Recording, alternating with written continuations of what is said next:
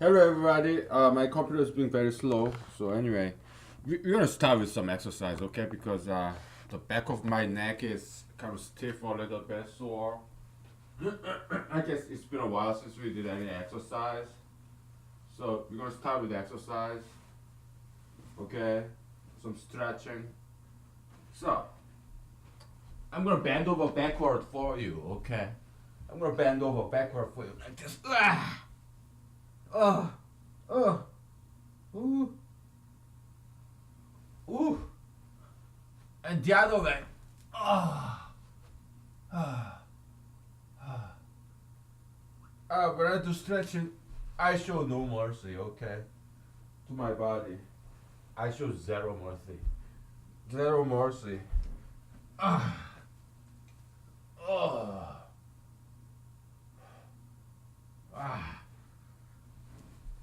ah, ah. Oh, it feels good.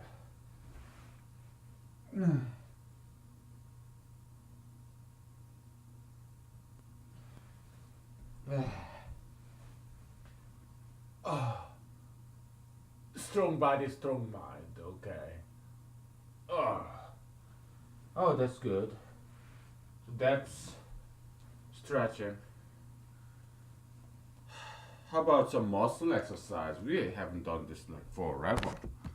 Let's do some like dumbbells after drinking some water.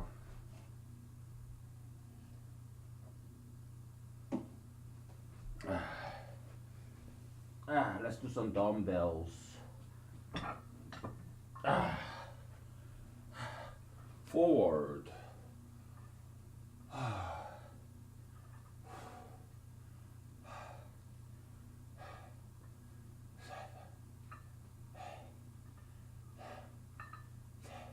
And to the side.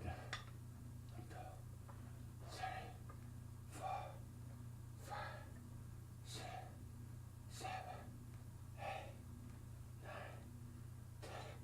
10. And then backward. 1, 2, 3, 4, 5, 6, 7, 8, 9, 10.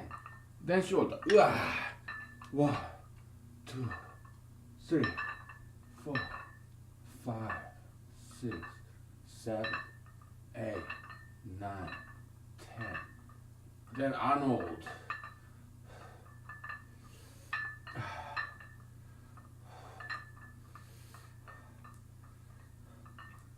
7, 8, 9, 10.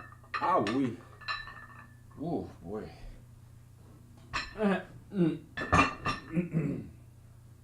What else? What else? Let's do upside down. Okay, let's do upside down. Let's get it up there. Turn off the heater first. Okay. 1, 2, 3, 4, 5, 6, 7, 8, 9, 10. Oh, that's enough. Oh. Let's do sit-ups. Let's do sit-ups.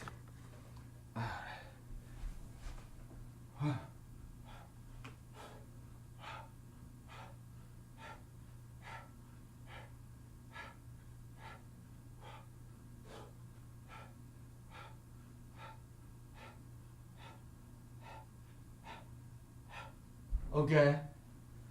To the side.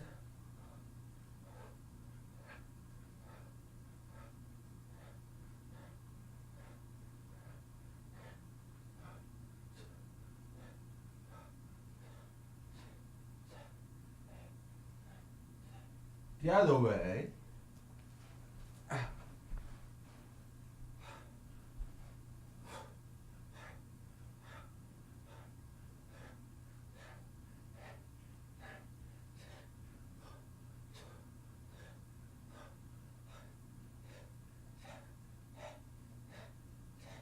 Finally, prone position. Oh boy.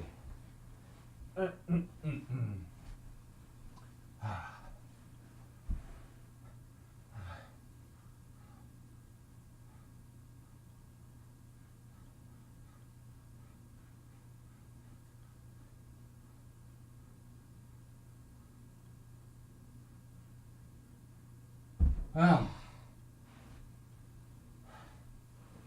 that's that. I think good enough for today. Of course, I did some more exercise. I mean, during the day, during lunchtime, but wow, we're gonna take a break and continue. All right, let's take a break. How long has it been? 5 minutes. See, whole body exercise, 5 minutes. It takes 5 minutes. Okay, so don't make excuse that. Oh, I don't have time. I don't make that excuse. Okay. It just takes 5 minutes.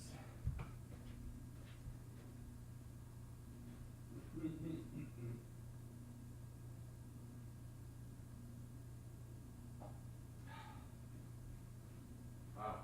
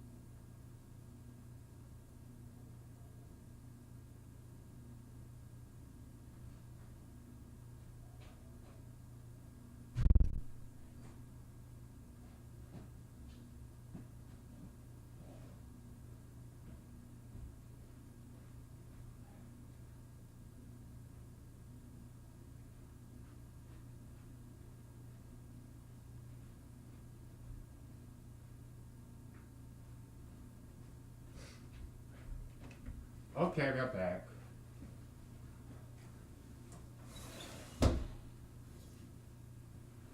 My neck is feeling much better. And today, I'm not. I'll try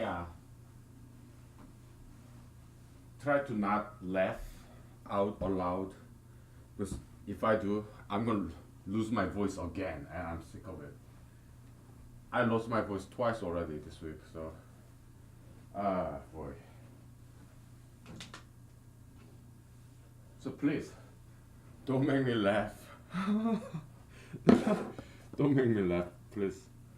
Not today. Oh boy.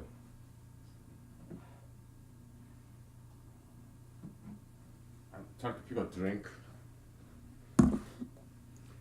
And we'll need this, okay? And how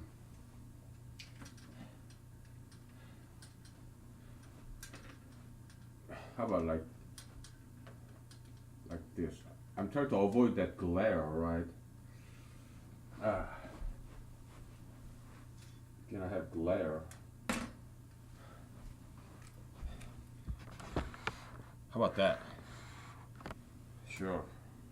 Plenty of room to walk around. And what kind of drink would I like today?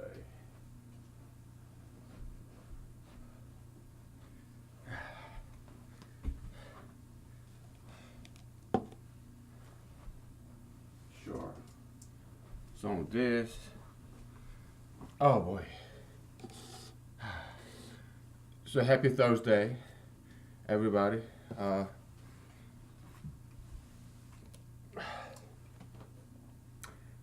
Yeah, this hairstyle, I use the dryer, right?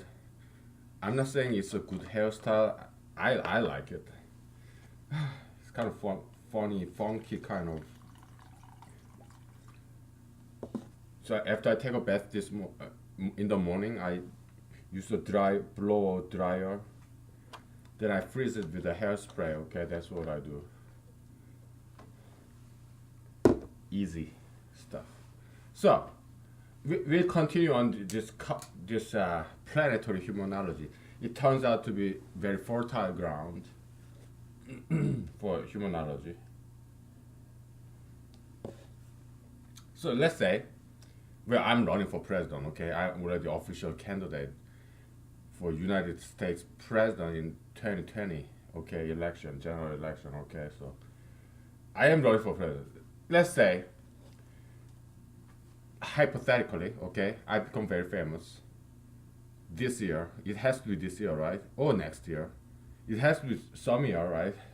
I have less than 2 years left before the 2020 November election, so I better hurry up. I mean, actually, it's not me. You better hurry up, right? Because I'm doing everything I can, and I'm not doing any more than this, okay?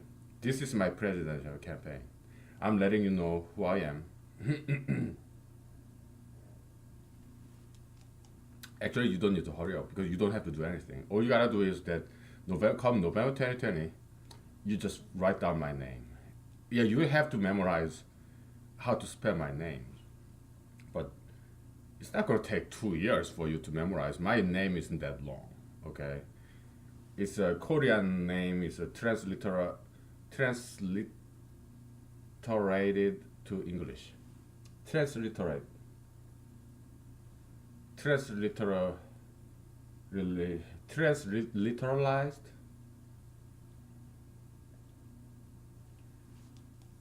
Sure, transliteralized into English. So it's not that long. The Korean name is typically like 3 syllables. I know Turkish name is very long, right? But Korean name is very short. 3 syllables, okay? Anyway. Yeah, so it's not gonna take 2 years for you to memorize my name, okay? So yeah, you don't have to hurry up. Nobody needs to hurry up. So let's just enjoy, okay? Let's enjoy. So, hypothetically, I become famous before the election, and then I will have political opponents. What they're gonna do is this, probably. So okay, you have this huge planet of tattooism, and huge planet tattoo puricism, okay? Huge planet of pro-gayism, right? And it has the sister planet of gayism right here, right? Tattoo puricism, right? Okay. Tattooism, puricism.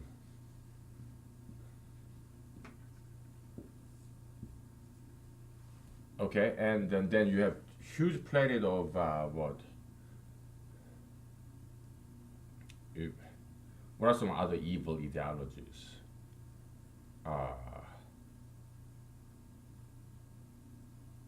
Gayism, tattooism, okay, marijuanaism, how about that? Yeah. Huge planet of marijuanaism. Why are they big planets? Because they're ideological planets, okay? It's an analogy. It's a planet as big as massive as its subscribers, the summation of power of its subscribers. Okay, so all this unit mass here, small mass, big mass, they are the subscribers of tattoo puricism. Okay, how big is this mass, individual mass is how powerful the subscriber is. If you, okay, of this. Was who's a subscriber? Anyone with tattoos. Okay. Yeah, tattooism, ideological group. Okay. Now, my political opponent will reveal the fact that I am anti-gayism, I'm anti-tattooism, anti-piercism, anti-pro-gayism, anti-gayism, and anti-marijuanaism. That's me. Okay? I'm anti-marijuanaist, anti-tattoo piercist, anti-pro-gayist, anti-gayist. So, but these people didn't know. Hypothetically, okay? Now my political opponent revealed the fact that I am against all these ideological planets. So why does my political opponent do that? In order to turn all these people against me. Okay? So yeah, I'm classically unelectable. Okay? I don't care, alright? I don't care. I don't care if I become president or not. It doesn't matter. My job is to tell the truth and to guide people toward the right direction as much as I can. My job is to try, alright? That's my religion, my personal religion. To me, that's my religious mission on earth. On earth. Okay? Yeah. So yeah, let them do it. I don't care, whatever. Doesn't matter. Anyway, so yeah, they are polarizing all this planet, all these citizens against me. Okay, so yeah, let them do it by all means. I don't care. You only live once, right? What are you afraid of?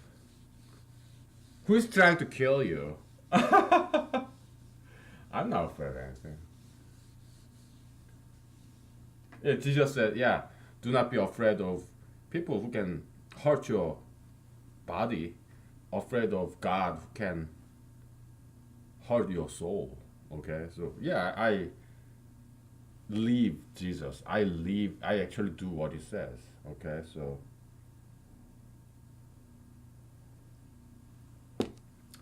And also Jesus said to Peter, Peter, yeah, when you're young, you're able to go here and there, but when you're old, yeah, people will come and grab you and spread your arms and take you to a place where you don't want to go to.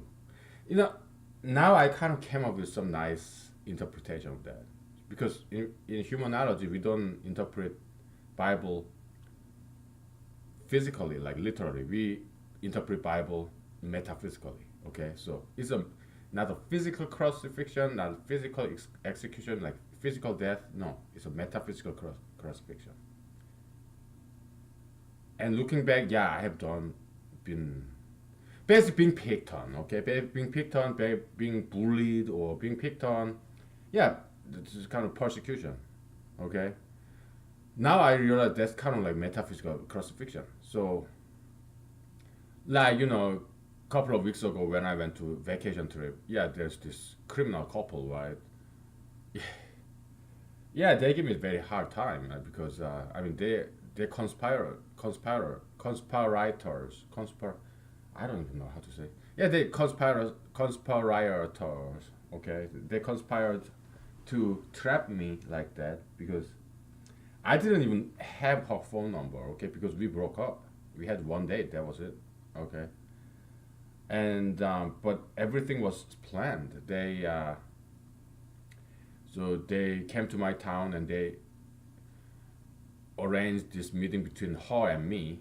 Okay, this guy's like a pimp and she's like a whore, classical, right?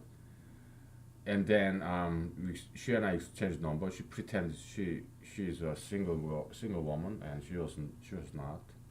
She said she was separated, but no, they were not separated. No, they're still together. And then they moved to another town, and probably they're tracking GPS tracking with all those cell phone number. I'm sure there is this app for that to track this phone number owner's GPS location. Okay, so in the map, yeah, I'm sure there's app like that. So probably they're tracking like hundreds, if not thousands, of Alaskan males, like single guys, not all single, some married guys too, right? So Alaska males, right, desperate for sex, like me.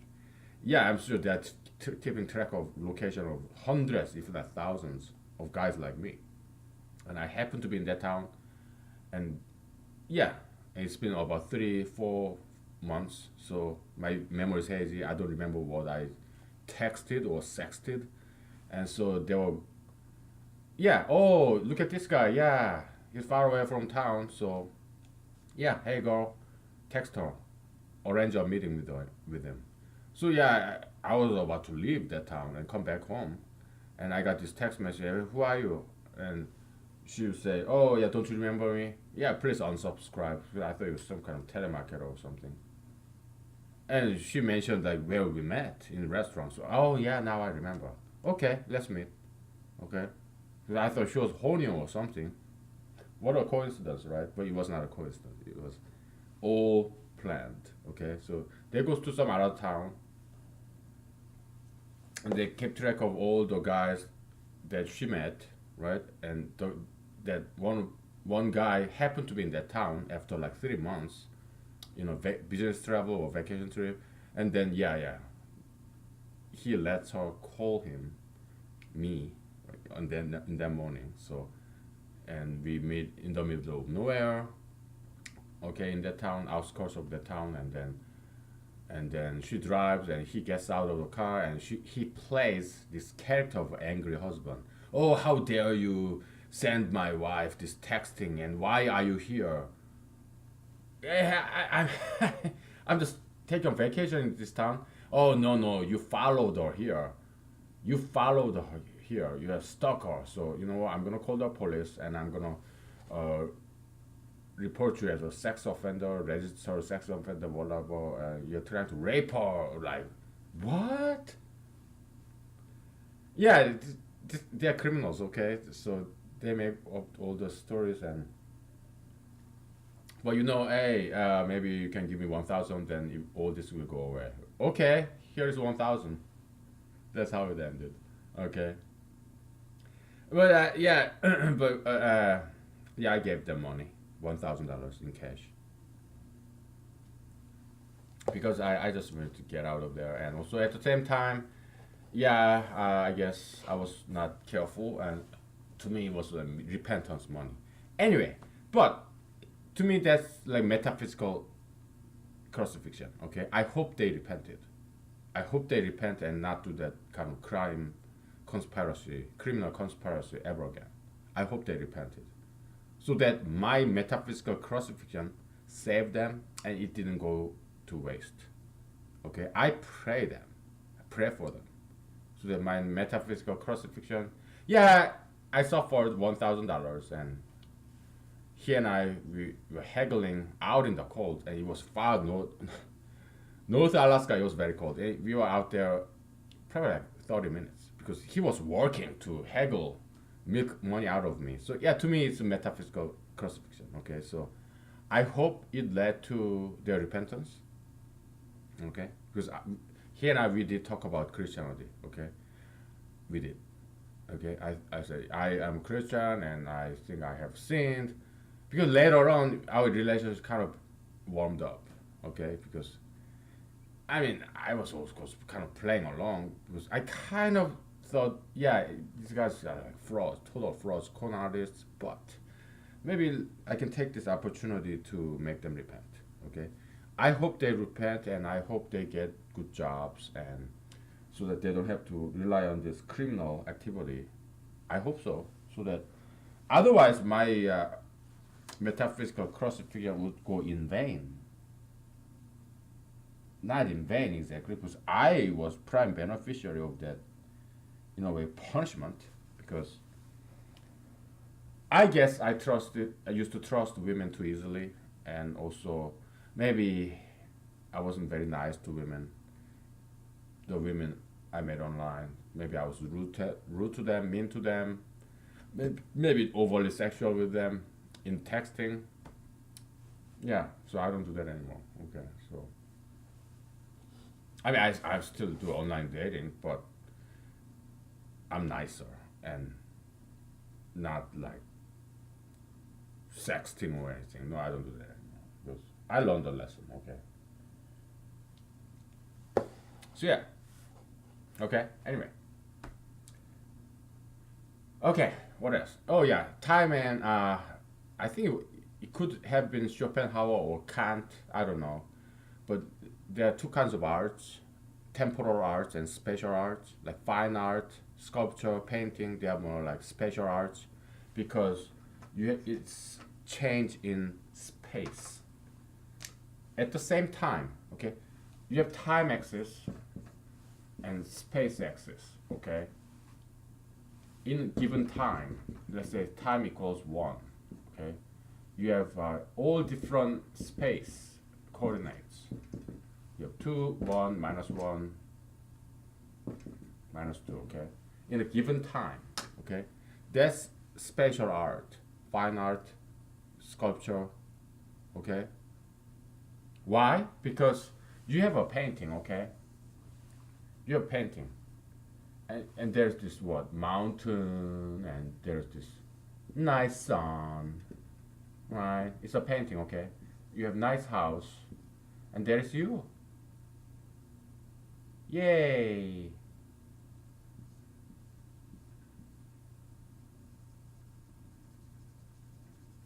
Okay. Painting. This painting exists in each element, different elements in this two-dimensional space. They exist at the same time, like time 1 or 3 o'clock p.m. These different elements, you have some cloud maybe, okay. Different elements, different characters in this picture, two-dimensional picture, exist at the same time. But so yeah, temporally, time dimension is fixed, but in terms of spatial dimension, there's some variation. Like on the upper right side there is sun, upper left side there's cloud, lower right side there's a person, in the middle there's a mountain. Okay, so based on this different coordinate in the spatial axis, there's some variation. Your person, house, mountain, sun, cloud. So spatial variation in given time at the same time. That's why painting, sculpture, they are spatial art. Okay. Now, then what is a temporal art? Temporal art. That's my question to you, and we'll take a break, and I want you to give me an answer. Okay, something very easy. Okay, what is temporal art? And that's first question. Second question: what is an art form that combines temporal and spatial dimension? Okay, I want you to give me an answer after a break. Okay, all right.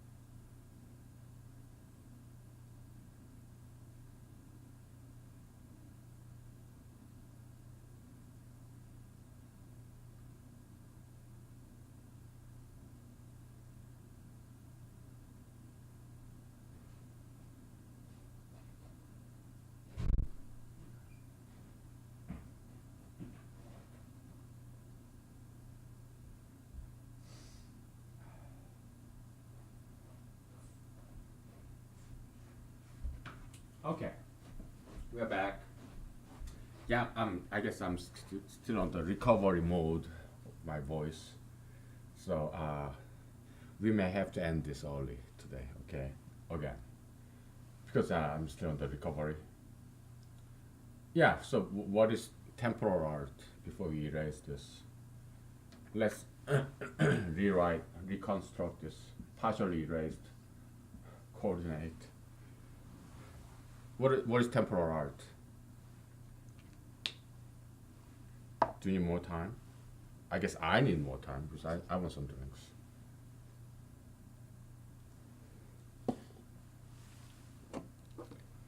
Ah, that's good. This is a spruce tip, okay? Alaskan spruce tip from last year's spring.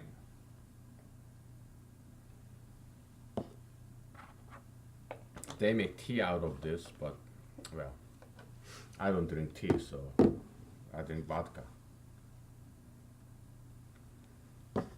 Whatever they make tea with, I put in the vodka. I mean, non-caffeine. I don't like caffeine. Yeah, I drink like this soda pop diet, like zero calorie, zero sugar soda pop. But I guess some of them has some caffeine in there. Yes, yeah, that's fine.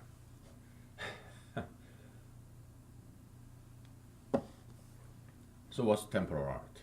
Music, right? Music. Why? Because music, spatial dimension,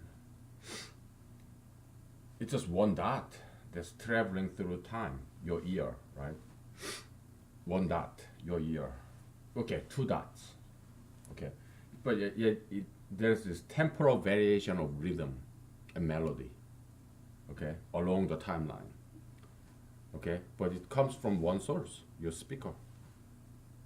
It gets received in one source, your ear. Okay, eardrum. All right, so one.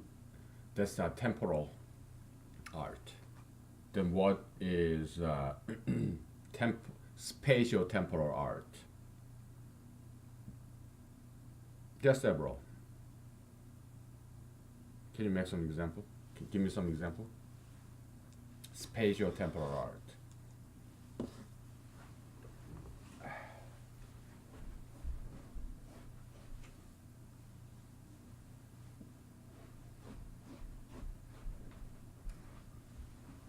Music video, okay? Music video. Or, what else? Motion picture, right? Movie. What else? Theatrical play, right? Or stand-up comedy. Performance. Yeah, you have some, yeah, well, martial art, dancing. They are all spatial temporal art. Martial art, dancing, performance, choreography, all that stuff. Okay, spatial temporal because it goes along the time. It's not static like picture of sculpture, but it's moving, right? You're acting, you're dancing, you're martial art. Okay, so there's some spatial variation. The position of this from your limbs and characters. At the same time, it goes along the time, right? So difference along the time, difference along spatial axis. Okay, so that's what spatial temporal art. Okay. All right. Enough with that. Now we're gonna talk about gravity. Okay, because we are still doing some that ideological planet. Okay, planetary humanology. All right. So.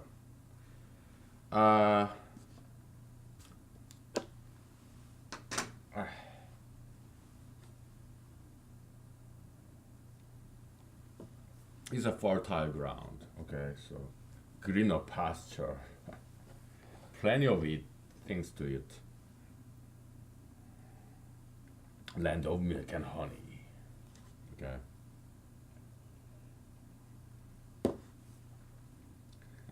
So yeah, nowadays, I don't really want to date any girls. Why? Because it to me, I don't need it.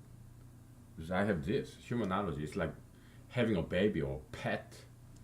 Yeah, having a baby. So yeah, Typically, women after they have a baby, they don't quite feel like having sex. Okay,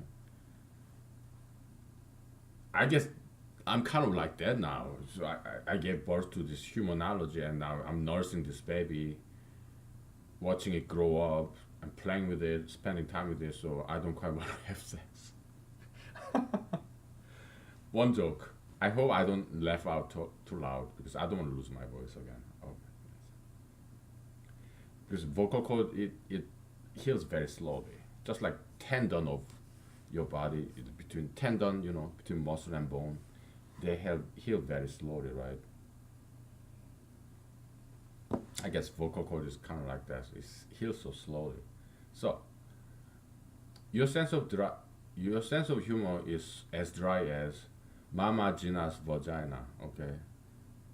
Again, it's a joke. Okay, don't get offended if your name happened to be Gina or Gay the Gary. Yeah, if your name happened to be Gary, don't get offended. It's just a joke. It doesn't mean anything. Whatever. So, yeah, I didn't laugh out too hard. I didn't laugh at all actually, because I guess it wasn't that funny, huh?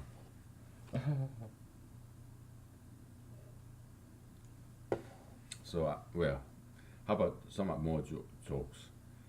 I'm gonna grow my hair, okay, very long. Maybe not too long, but just long enough so that I can cut it myself. Like I grab hair lock, right? Then I can cut it with scissors without making a mess on my bathroom floor, right? Yeah, I can do that. Okay. Because I have bald spot here. You don't see it, do you? Because I'm covering it up. Okay, I'm covering it up. Yeah, that's why I want to grow my hair so that I roll my hair lock like this and then freeze it with hairspray.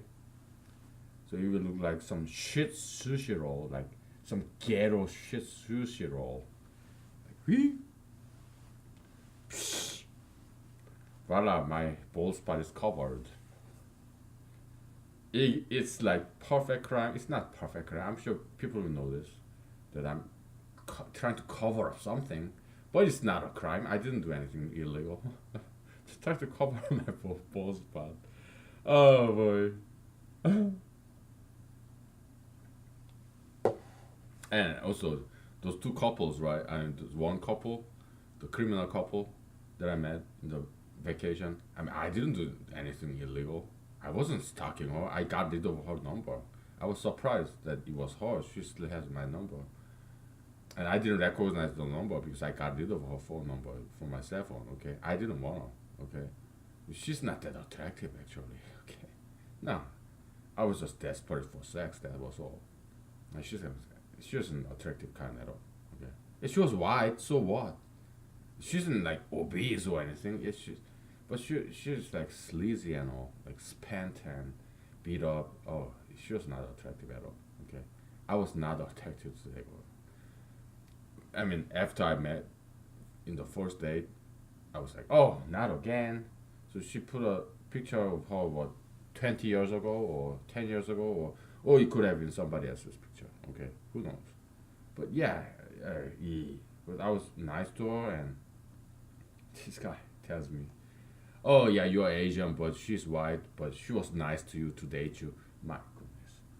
Not every white girl is attractive, okay? So this guy's putting racism on me. Oh my goodness.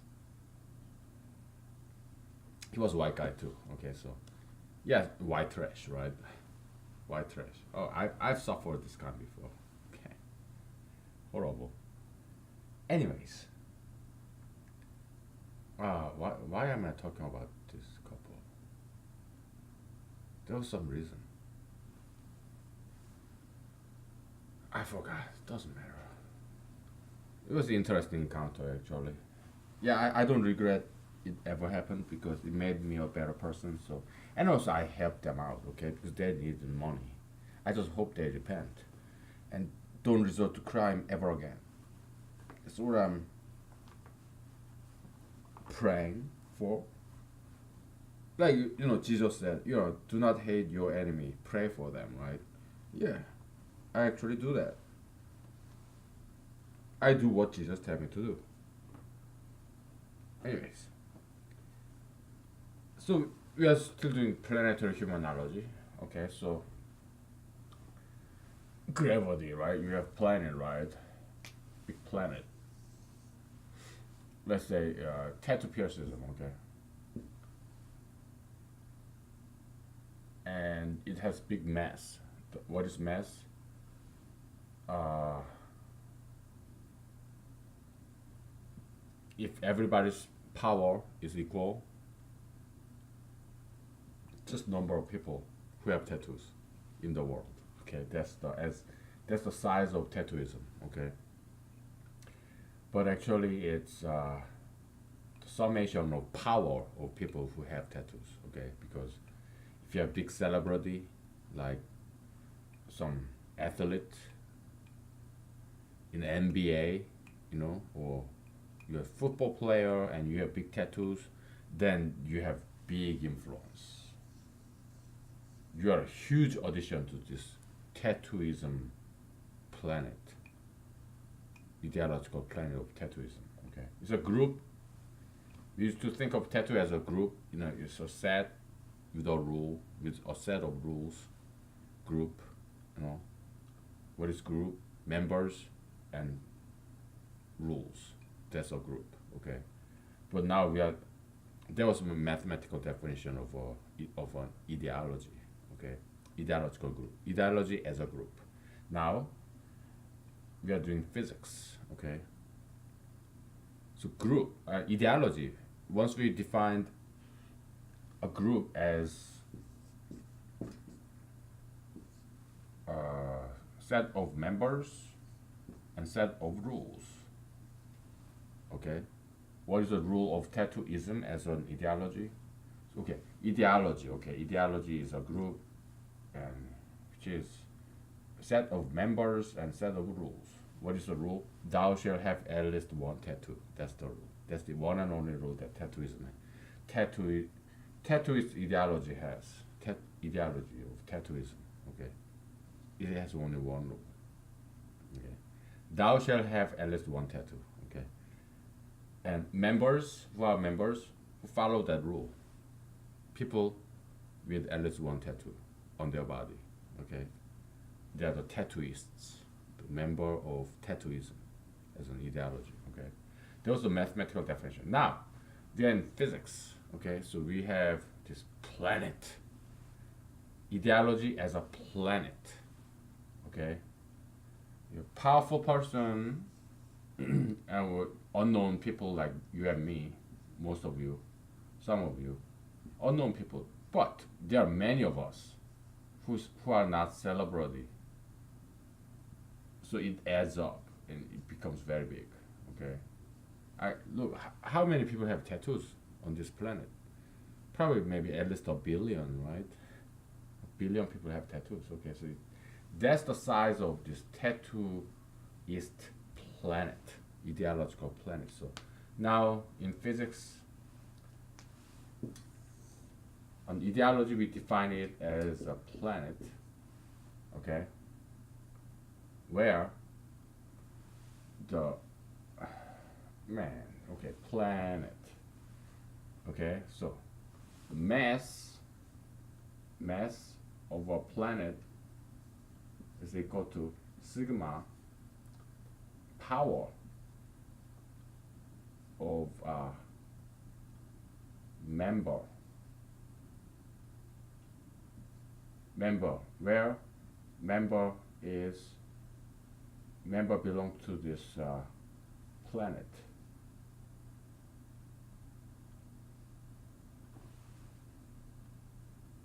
Power of all this.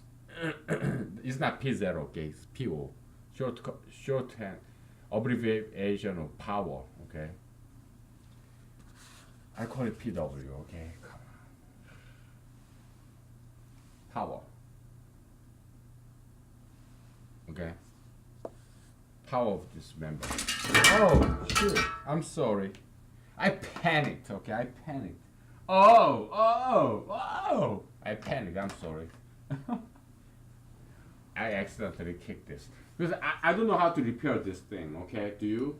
Do you know how to repair this thing? My goodness. I don't know. I'm just hanging. Ah, boy. Okay.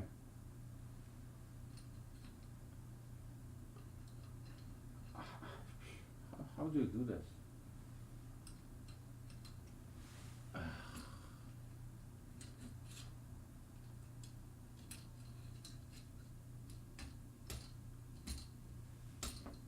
Whatever.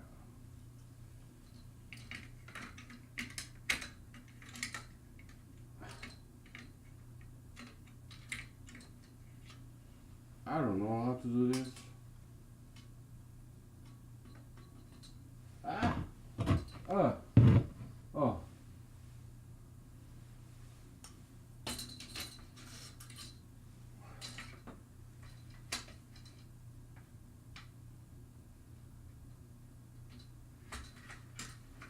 Yeah.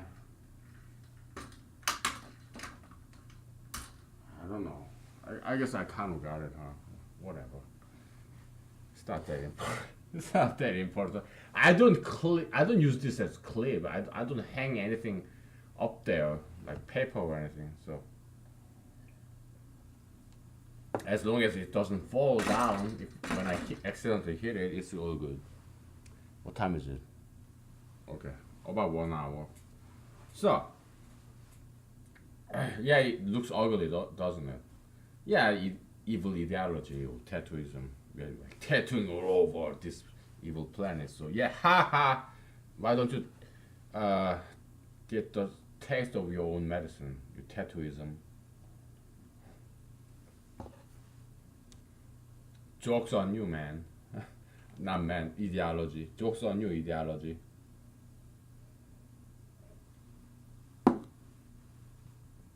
Now, what is power?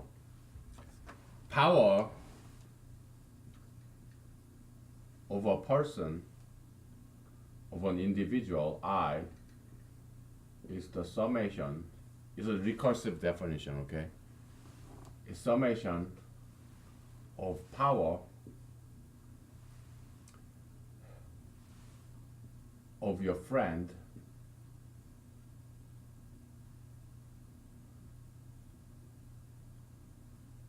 minus power of your enemies.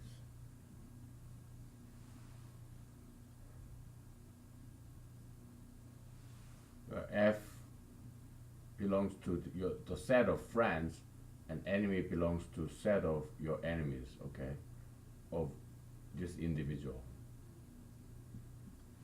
Okay. Now, forget about enemies. Let's say you have no enemies, okay? Just think about your power. It's power of your friends. Summation, okay? So if you have a friend who is very powerful, oh, then more power to you, right? But if you have friends, many friends who are powerless, that still more power to you. Why? Because you have, let's say, 100 friends, but none of them are celebrities. Okay, but it still adds up to 100, right?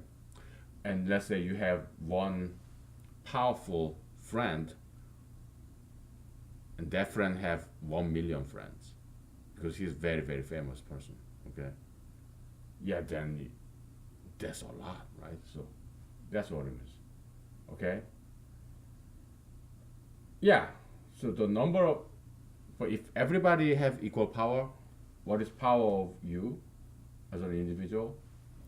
How many friends that you have? How many people that you like? And how many friends you have? Okay. How many people like you? That's your power. Okay. The number of people who like you. That's your power. Okay. Number of people who likes you. Of course, there's this varying degree of how much your friend like you. So then, okay, we can think of this as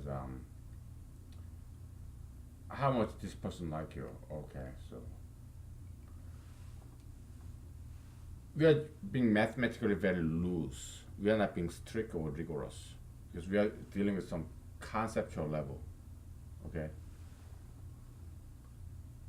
Let's say you have no enemies. Okay, so power of an individual is equal to summation of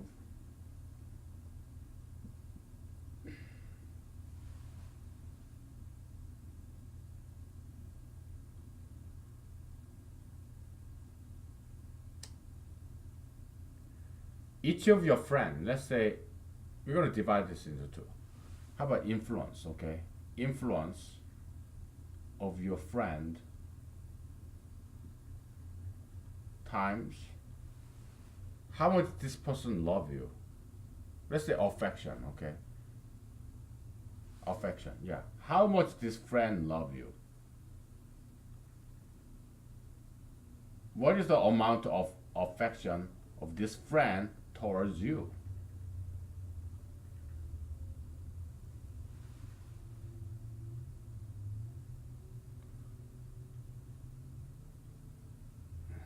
So yeah, it's not. Yeah, this is wrong equation. Okay, actually.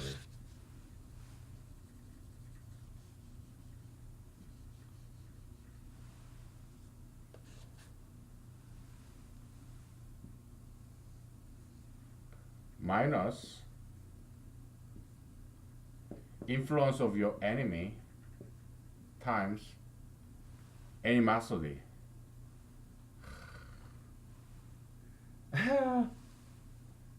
They both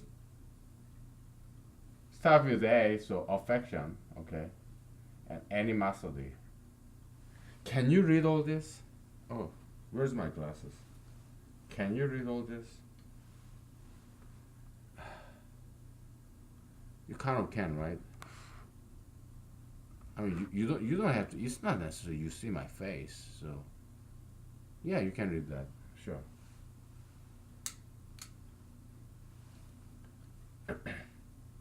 Animosity of your enemy towards you. Where sigma, okay, yeah, friend belongs to your friend set, enemy belongs to your enemy set. Okay, set we use capital letter, and member of a set we use lowercase letter. Okay. Yeah, now we are mathematically rigorous. Okay. So yeah, yeah, I was wrong. It's not power. Okay, it's this. You influence. Then what is influence though?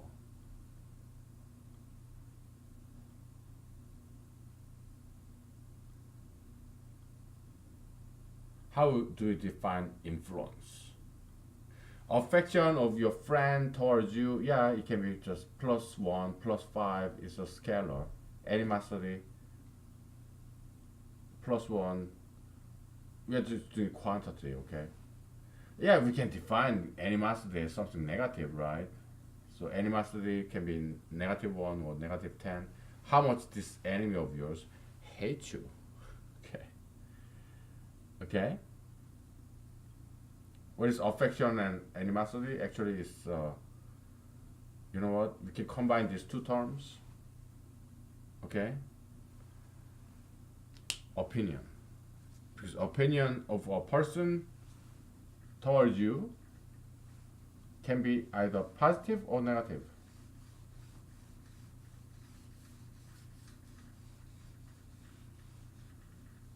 Then we are contracting these two terms into one term. Okay.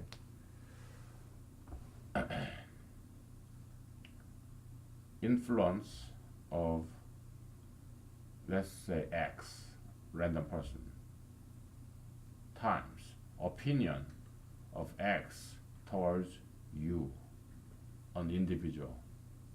Okay. Yeah, then it can be positive or negative, right? Most people don't know you. unless you are a celebrity. It doesn't matter whether you are unknown or very well known celebrity, okay? Your power is summation of all people in the world. Now X belongs to universal set. X belongs to universal set U. People in the world, okay? If most people, probably most people doesn't know you, so O X, comma I, like opinion of this random person in the world about you, probably it's zero because most people don't know you, okay? But if they happen to know you, do they have some positive opinion or negative opinion towards you? If most people have negative opinion towards you, like you're Adolf Hitler or some notorious serial killer or something, then yeah, your power is negative, okay? But if you happen to be some like Mahatma Gandhi or Jesus or some saint like Confucius, yeah, then most people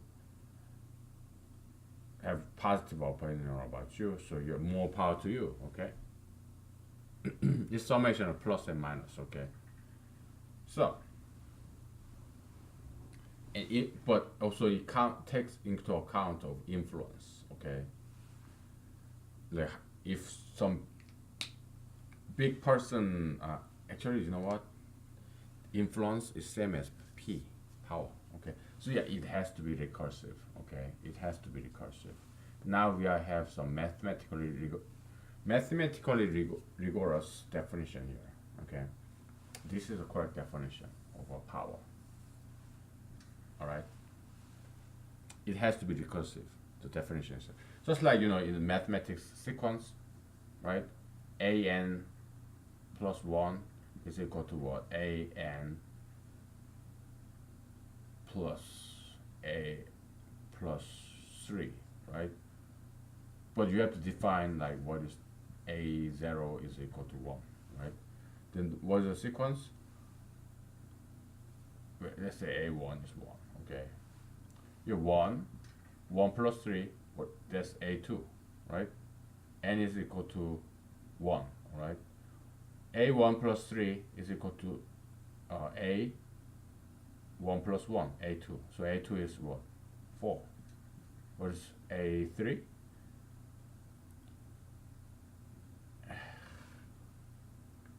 A3, I'm sorry, I don't want to confuse you too much, but you have to just bear it with me, okay? A3 is when n is equal to 2. A3 is equal to A2 plus 3. What is A2? 4. So 7. Blah blah. 10. 13. Blah blah blah, okay? It's a recursive definition. So we need to find some P0 here, okay? Power 0 here, okay? Because it's a recursive definition, so we need some grounding definition, okay? The starting point, all right? So this definition is not complete, okay? We need to define the very first element because definition is recursive, all right? We need to give it some starting point. It's been 1 hour, okay? So we're gonna take a break. Why don't you come up with some grounding rule? Like a0 equal something, or a1 equal to something, some constant number, okay? So because this definition is incomplete, we need some grounding rule because the definition is recursive, okay? If you are lost, well, I recommend you to Google or Bing search, online search, sequence, okay? Recursive definition, sequence, okay? In mathematics, it's a mathematical concept, okay? Okay, proof by induction, mathematical induction, that kind of stuff, okay? Yeah, Google them, Bing them, okay? Yahoo them, all right? Whatever your favorite search engine is, okay? So yeah, my question to you, grounding rule for this, like A0 equal to something. Okay? Yeah, we'll take a break, okay?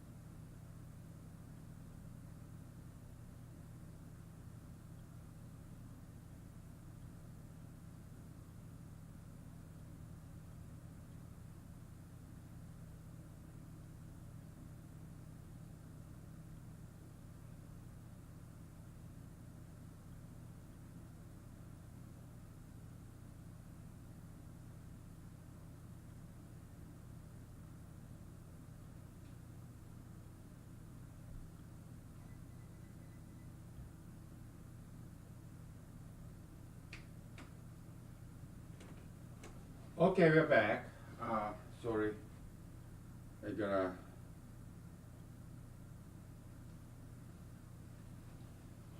I'm doing some laundry over there. Okay, I'm washing my linen, bed, my bed sheet, and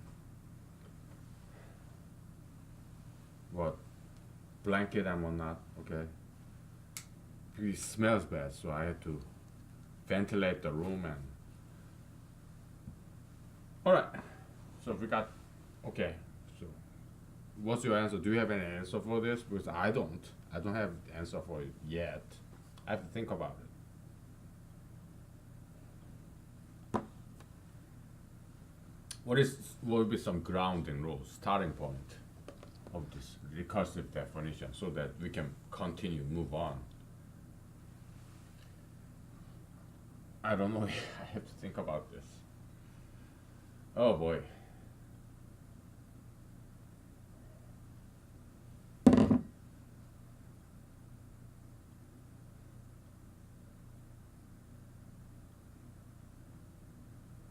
Okay, sure. How about this? Power of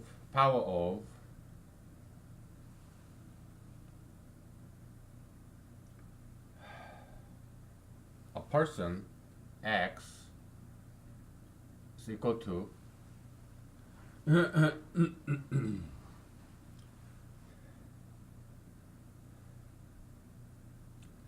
let's say let's it's too abstract, it's too general, right? Let's make it concrete. Let's get down to earth. Let's get down to the business, which is all like celestial, oh, this abstract concept. Let's get down to the earth for as a beginner, okay, as a starting point. Let's say, hypothetically, okay, I'm a newborn baby, okay. How many people do I know? I mean, how many people know me? Okay, you have an opinion of X about you as an individual. Okay, so it's about what other people think of you. So it's not about how many people that you know. It's about how many people know you. Okay, that's your power. Okay, you're famous or unknown. Okay, let's say I'm living in an island. Okay, it's a remote island somewhere in Pacific Ocean.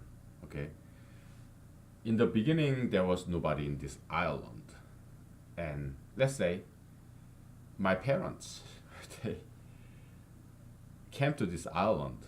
Okay, like Blue Lagoon. Do you remember that 1980s movie? I think the Twilight Zone series was made in 1960s, maybe late 1950s. I think probably not 1970s. I guess. I don't know, because I want to correct that if I was wrong.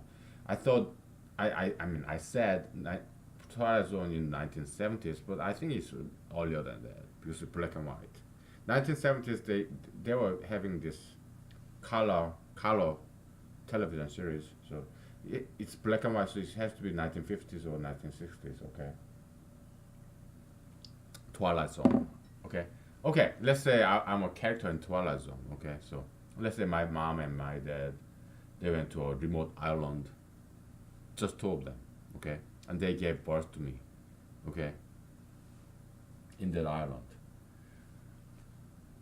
There are only two people who know me, mom and dad. Okay, so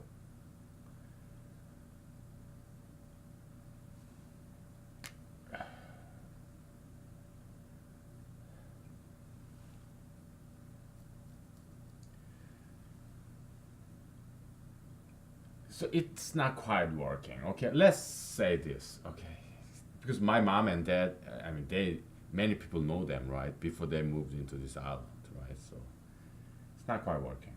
Okay, so or maybe it does, because we are in this universe of this island. Yeah, so my mom and dad they came from Korea to this remote island, But it doesn't matter how many people know my mom, how many people know my dad. Why? Because there are only three of us in this island, in this Twilight Zone episode. Okay. Yeah. So Twilight Zone is very smart. It's very scientific, philosophical, because they come up with all these ingenious, creative hypotheticals. Okay, these experimental thoughts, scenarios. That's why I love Twilight Zones. Okay, so Robert Zemeckis, who's the director of the Back to the Future series, yeah, I when I was doing acting and filmmaking in Los Angeles, I watched the movie, you know, what Back to the Future 1, 2, and 3 with the director's commentary, and it's very, very educational. Okay, some other directors I love.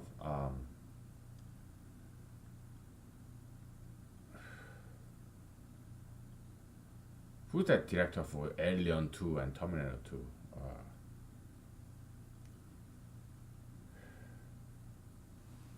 it's not Jeremy Hawkins. Hawkins. Who's that? Let me look it up. I mean, I don't smoke marijuana, but I'm getting old, so I don't remember very well, I guess.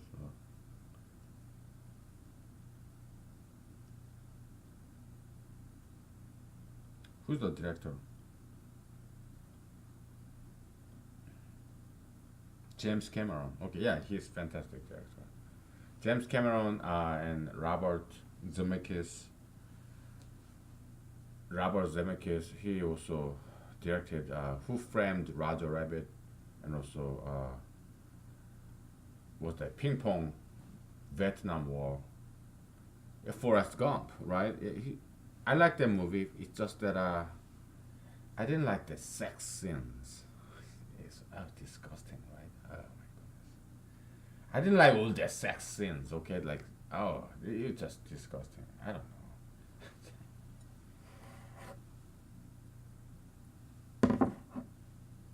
Whatever. What other directors do I like? Steven Spielberg. He's not one of my favorite. Okay, I think he's overrated. Okay, and it's mostly like John Williams, the composer. Okay, that gave all this glitter of this fantastic classical music for like Indiana Jones, E.T. What else? I don't know. I'm not a huge fan of Steven Spielberg. Okay, I don't think he's such a great director. I guess he's okay. I'm not a huge fan. But yeah, I like also who's that? Mulholland Drive. Who directed that? I have to look it up.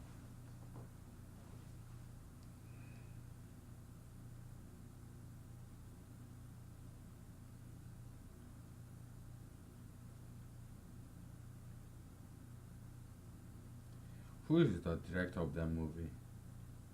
David Lynch. Yeah, he's one of my favorite too. Very avant-garde, very experimental. Oh my goodness, he's my kind of guy. Mulholland Drive. He made the movie very mysterious and kind of like dreamy and kind of like maze, labyrinthian kind of. Yeah. Ooh. I didn't understand the movie Mulholland Drive, so I had to look it up in the internet. There's one person who understood what director meant. Director slash writer, David Lynch.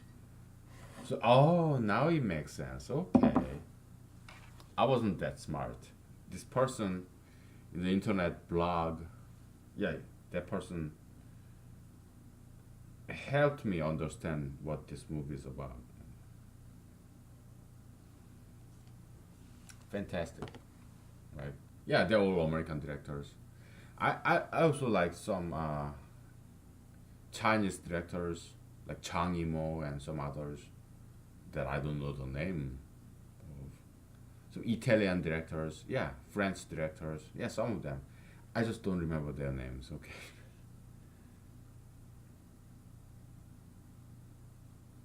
There's Italian movie, black and white movie, particularly that comes to my mind. It was like 8.5, something like 8 and a half.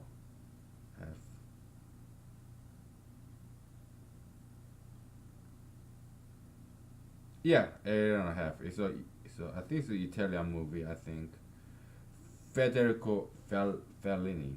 Federico Fellini. Yeah, I love that movie. It's a black and white movie. Federico Federico Fellini. Oh my goodness, I love that movie. It was a fantastic movie. Italian movie, 1960s. Okay, and what's that? Stendhal syndrome. Stendhal.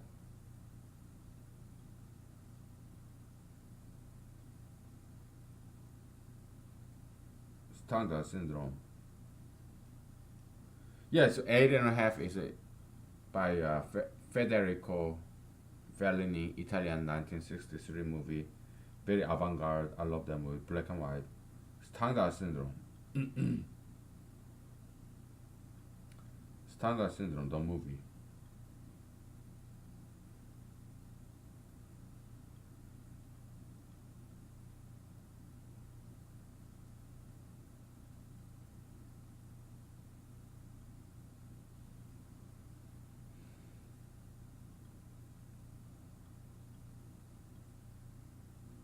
Okay, it's 1996.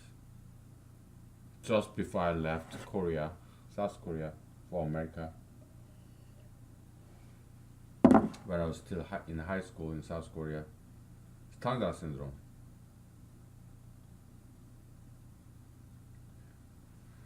Who made that movie? I love that movie. It's very avant-garde kind of.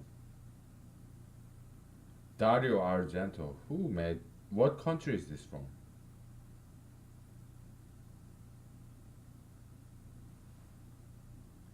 Italian. It's an Italian movie too. Yes, Italians are very great artists. I mean, look like all this Renaissance, like Leonardo da Vinci or uh, what time is it? Hour and a half. It's about time take time. About time to take a break. Yeah, I mean Lamborghini, the car, and Ferrari. Yeah, Italians is great artists. So Leonardo da Vinci, you have Donatello, or you have who's the Mona Lisa guy? Yeah, Leonardo da Vinci and Michelangelo, right? Italians, right? Renaissance. Why are they so artistic? Because they're part Middle Eastern. Okay, Middle Easterns like Arabs, they are the best artists. Okay, they have aesthetic sense. Okay, Israel is part of Middle East. Okay, so northern Africa, you have the Tigris Euphrates River. You have Persia, Iran, Iraq, Saudi Arabia, that Egypt, right? Those are the people who originated the human civilization, like Egyptian, pyramid, geometry, right? Arabs, Arabic number. All this great literature, Greece, Italy, Rome, Roman Empire, Greek Empire, they are Middle Easterns. They are not white people. White people, they are more like Northern European, like Scandinavia, England, Germany, France. Germany, France is kind of Spain, Portugal. They're kind of in the middle. Italy, more Middle Eastern. Like Turkey, yeah, more Middle Eastern, right?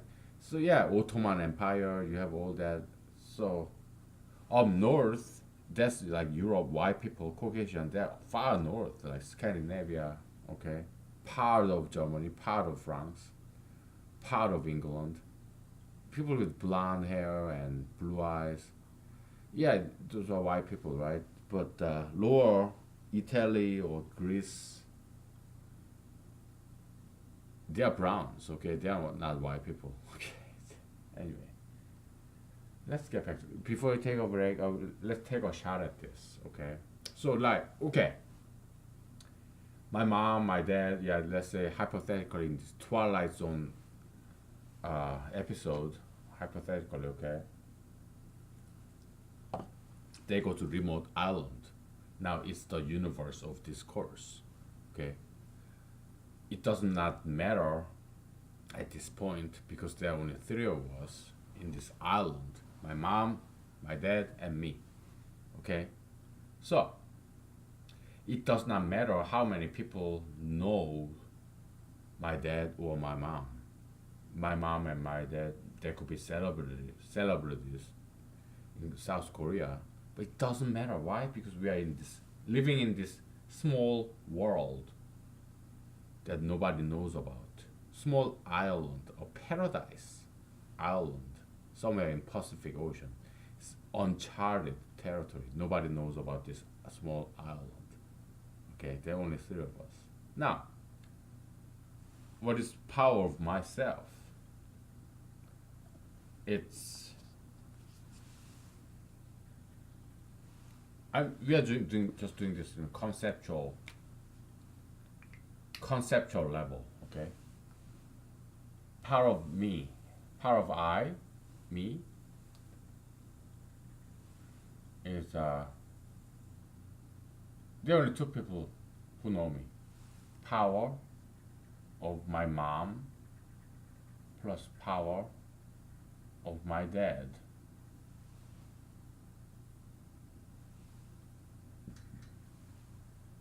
What is power of my mom?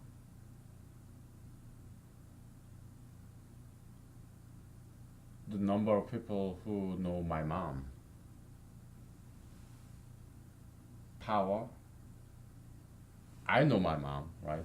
Power of me, I, plus power of dad, because my dad know my mother.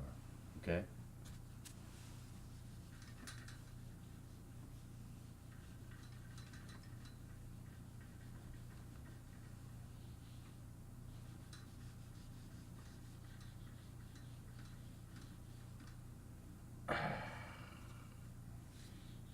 We're gonna rewrite this, okay? Oh, we still have 1 hour and a half, so my voice is doing just fine, okay? So we're gonna finish this. We're gonna get to the bottom of this, okay? We're gonna get to the bottom of this. So, we are living in an island, okay? There's I, me, my mom, and my dad, okay?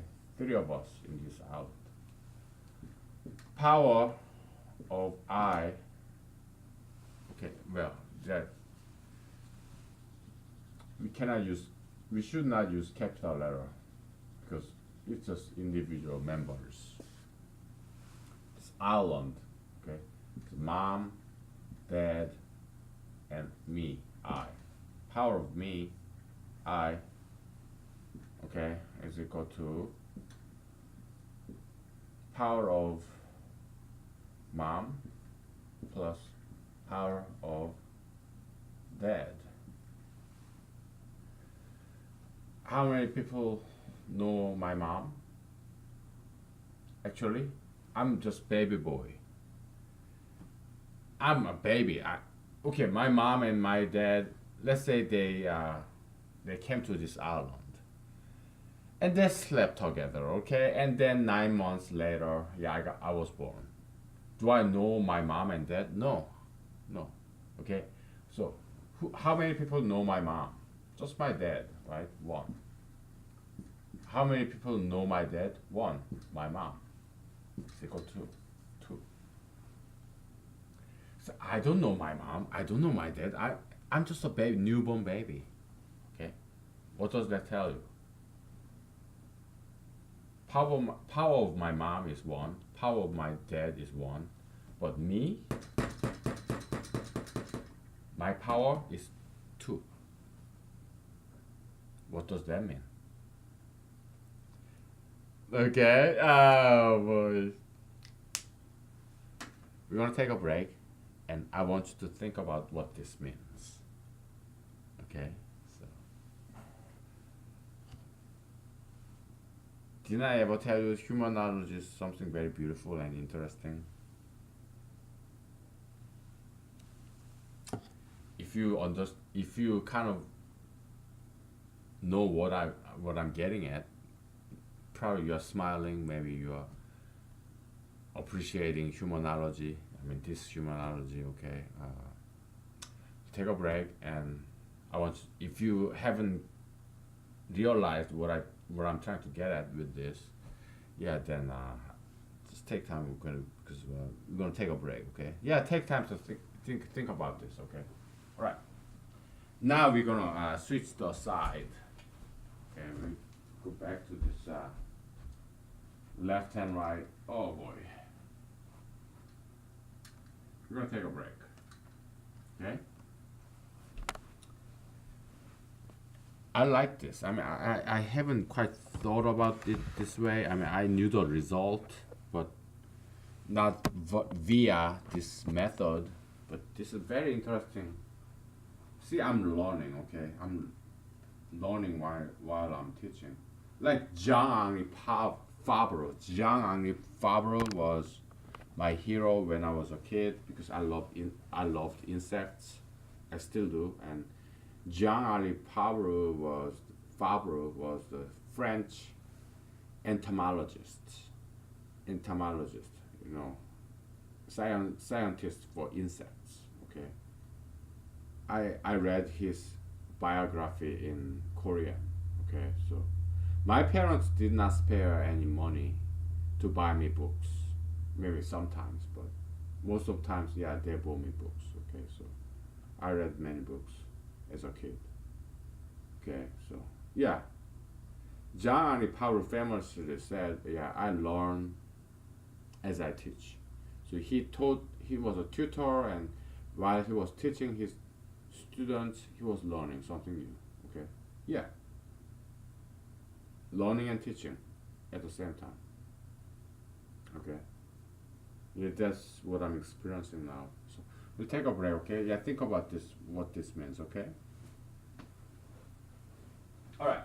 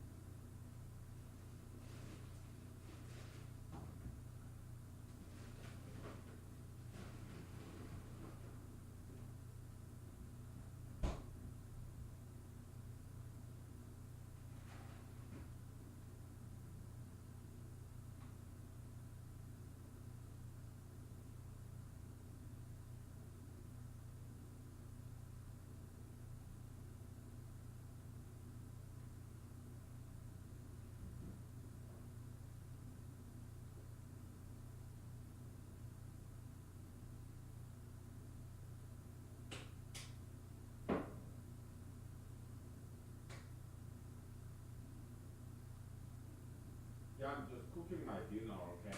So, uh, do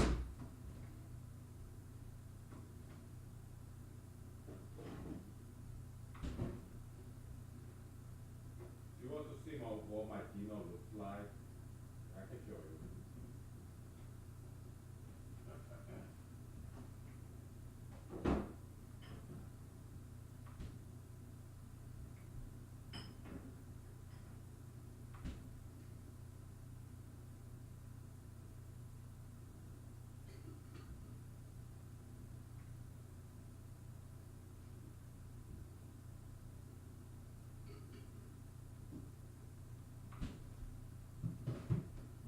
I show you what my dinner looks like, okay?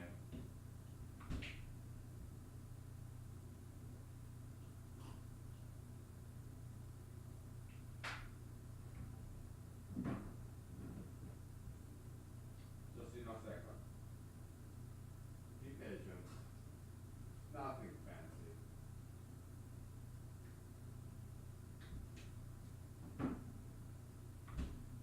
Alright. I'm gonna show you what my dinner looks like, okay? I mean, I'm very ghetto. I'm poor guy, okay? I may look like a rich guy, but I'm not. I'm not rich, okay?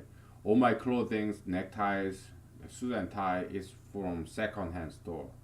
I'm just, what do I do for a living? I'm a paper pusher, office worker. I make only average American salary, okay? So that's what I do for a living. Now, do you want to know what I eat for a living? It's this.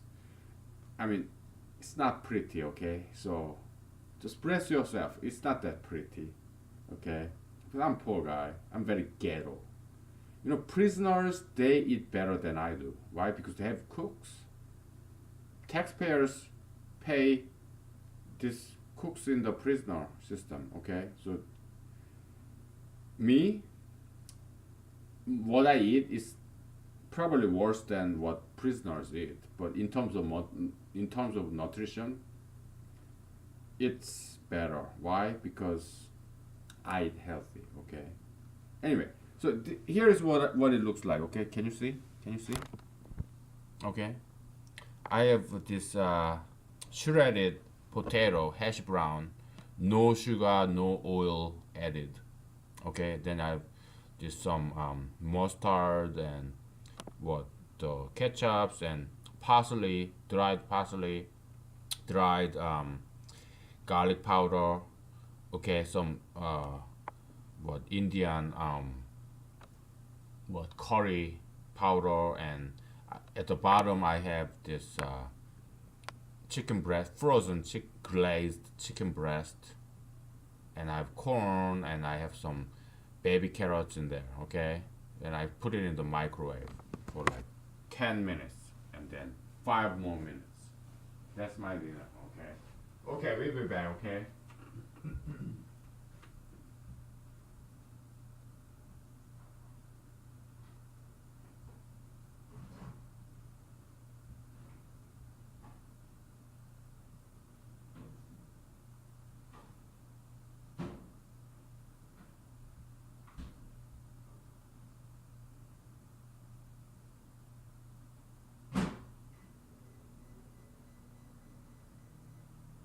Yeah, I like. I don't put any oil. I only put water. When I cook, I put water in there, and I put like fat-free milk. When I buy milk, it's always fat-free milk. Okay, so I put some milk in that plastic container, some water. I put no fat, no sugar. Okay. Yeah, there's some sugar in the ketchups, but not that much. Okay. Yeah. So yeah, I eat very healthy. Okay, it tastes pretty good actually. Okay, so we'll be back. We take a break.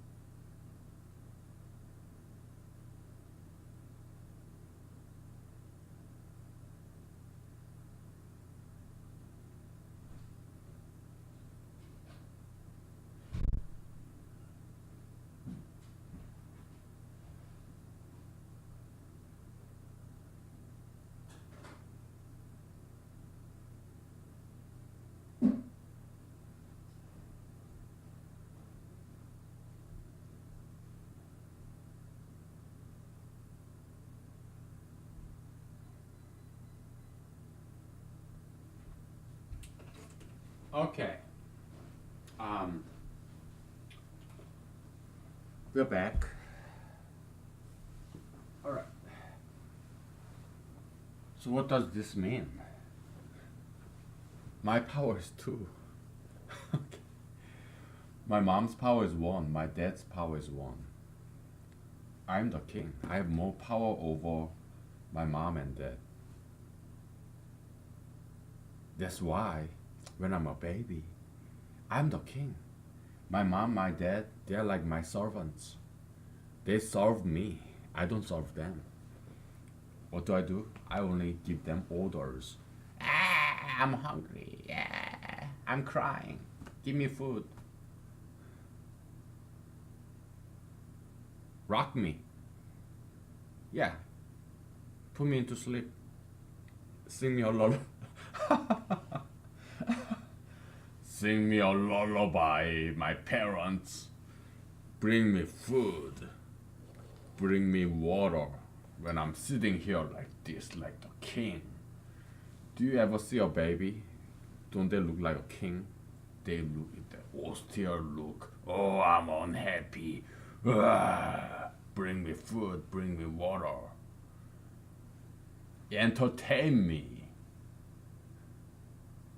So yeah, moms, dads, all around the world, they act like clowns before their baby. Babies, they kind of look like kings, queens, princesses. You know what I mean, right? They look like kings. And look at their faces, babies' faces. They look like kings and queens, and so like domineering, and they look like boss, big boss. Okay, in your workplace, you have your boss. How do they behave? Don't they behave like retarded babies? Yeah, kings. Look at President Obama, President Trump. They act like spoiled babies, spoiled kids, like retarded. Okay, it's been about 2 hours, so we can talk about anything, right? Yeah, they act, all these presidents, popes, justices, CEOs, bosses, they act like retarded fucks, punks. Okay, how old are they? Like in their 50s. They act like babies. Oh, bring me this, bring me that. Oh, blah blah blah. Spoiled kids. They act just like spoiled children, right?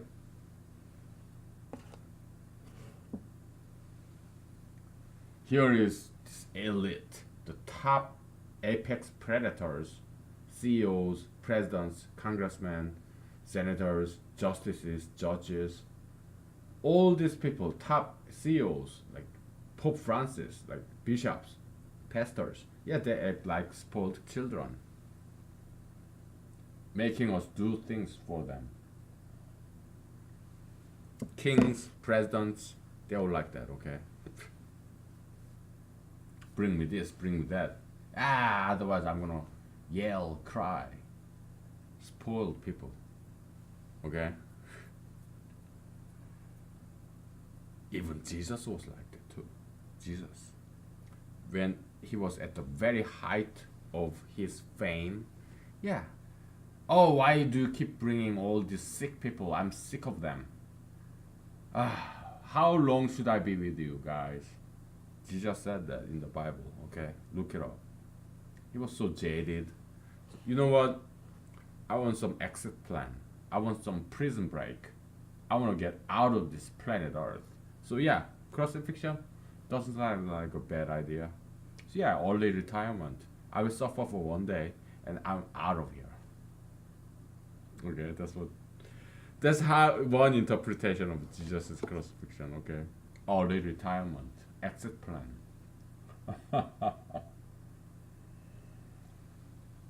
He was so tired, sick and tired of all these sick people, earthlings, earthworms, crawling on the surface of the earth. Oh, I am Son of God.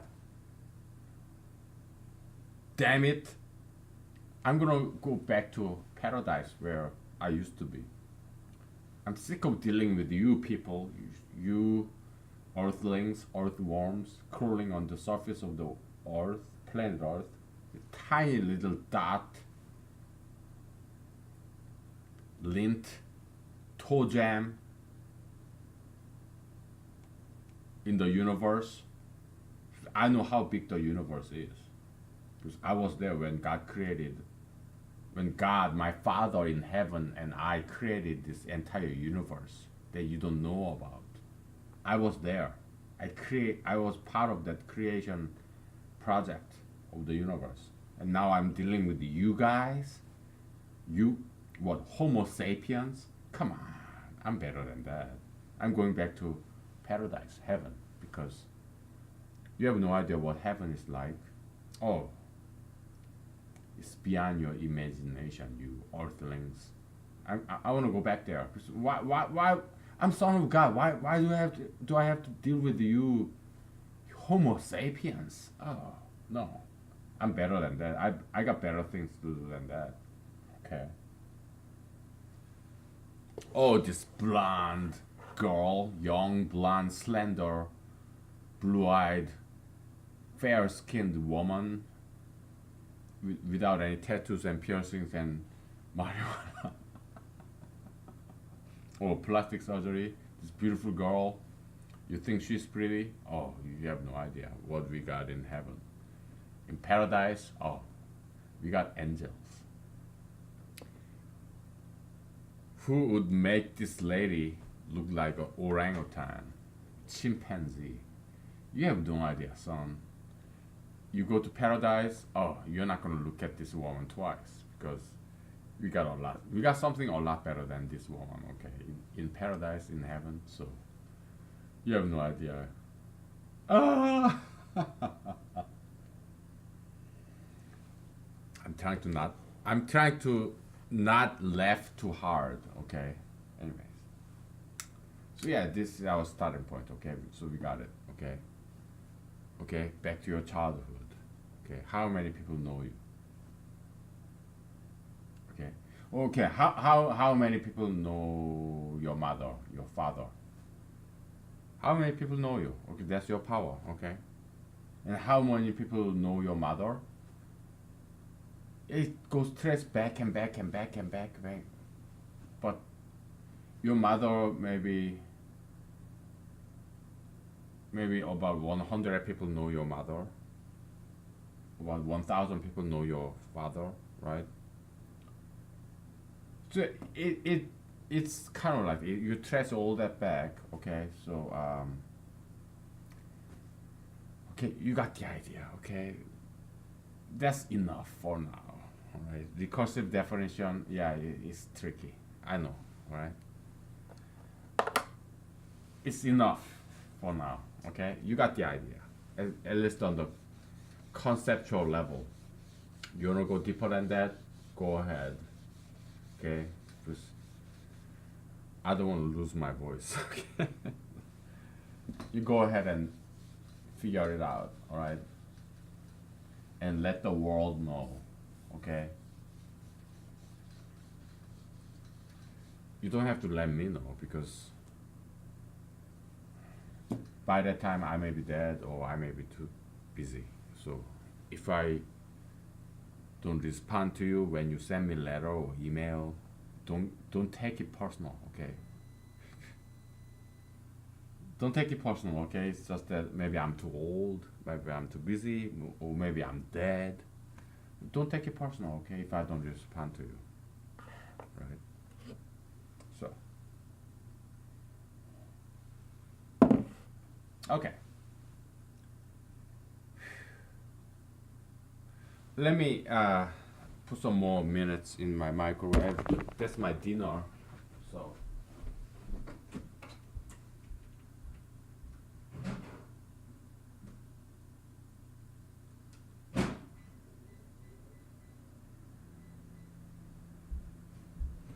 All right.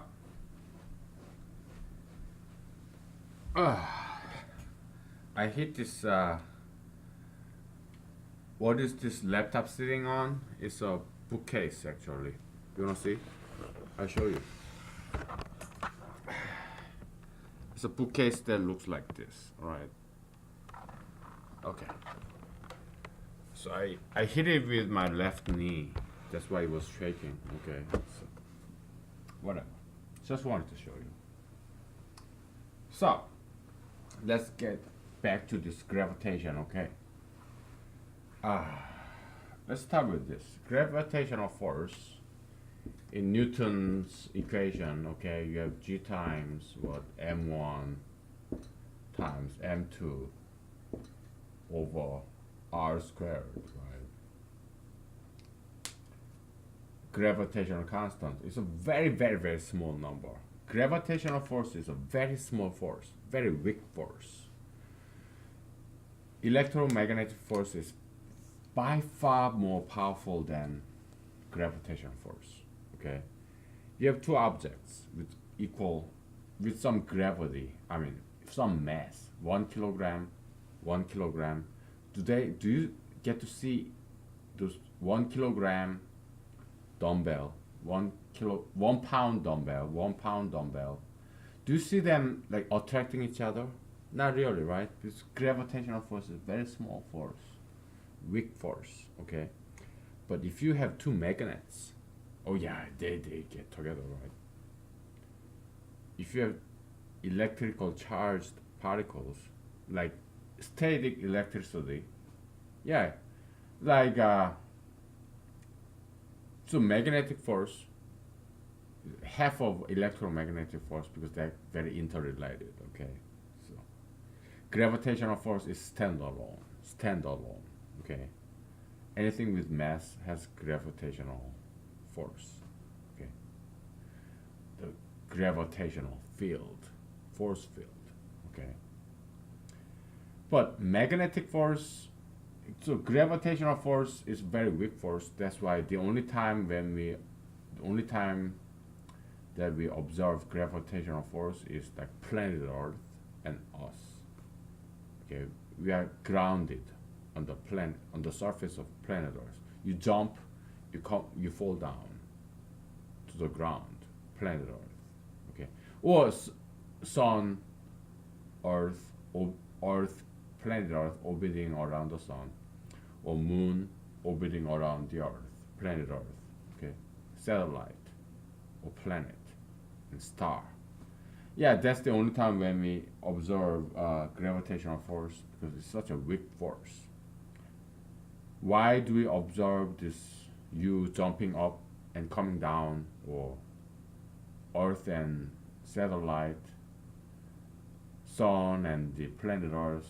Because sun has a massive mass.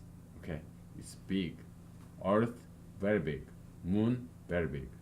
You and the Earth, well, you are small, but Earth is very big. That's why on the aggregate, yeah, it becomes a big force. But between two apples, 1 pound apple, 1 pound apple, you don't get to see them attracting each other because gravitational force is a very weak force. Okay, now, but you have this small tiny magnet, another magnet. Yeah, you can observe they attracting each other. Now, electric force,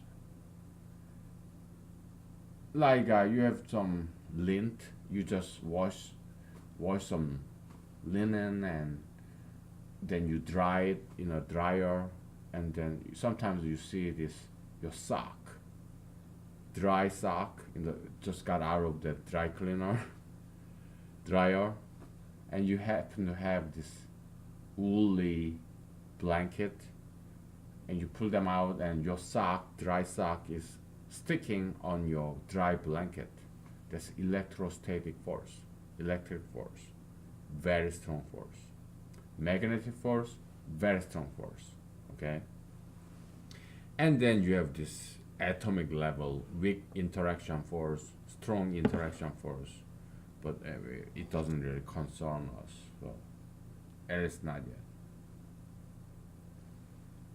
You want to make a humanological theory out of that?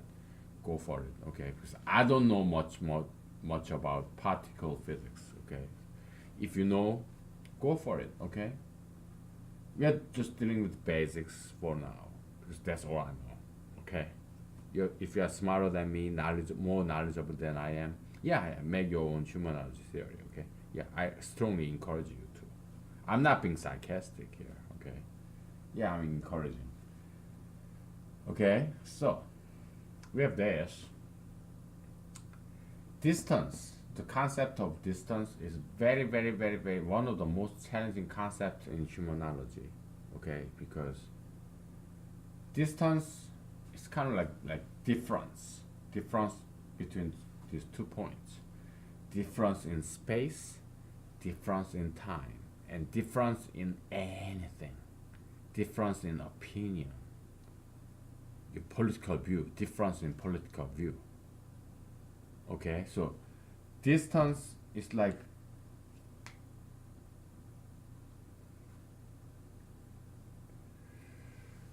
it's a very tricky concept, and also it's interesting concept because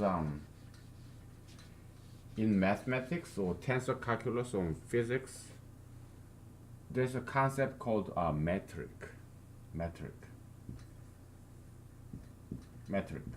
Okay, let's say you have three-dimensional space. Okay, you have point A, point B, A and B. Point A, x1, comma y1, comma z1. Okay. Point B, x2, comma y2, comma z2. Okay. What's the distance between this? The distance is equal to square root of x2 minus x1 squared plus y2 minus y1 squared plus z2 minus z1 squared. Okay, it's a Pythagorean theorem kind of concept. Okay, so that's the distance between these 2 points in space. And metric is like unit, right? Measurement, right?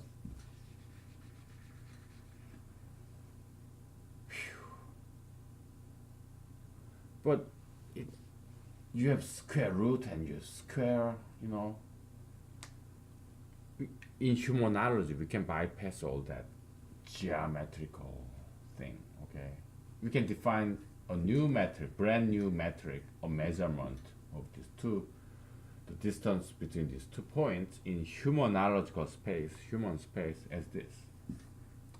Absolute value of x2 minus x1 plus y2 minus absolute value of y2 minus y1 plus absolute value of z2 minus z1.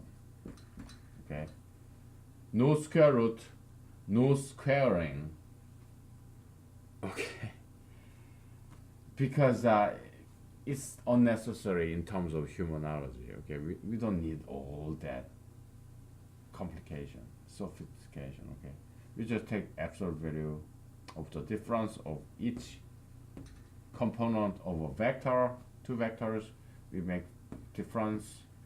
We put absolute value, meaning we make it positive. Okay, positive, and that's our distance metric in humanology. Okay, some branch of mathematics, yeah, they use this kind of metric. Some branch of engineering, okay.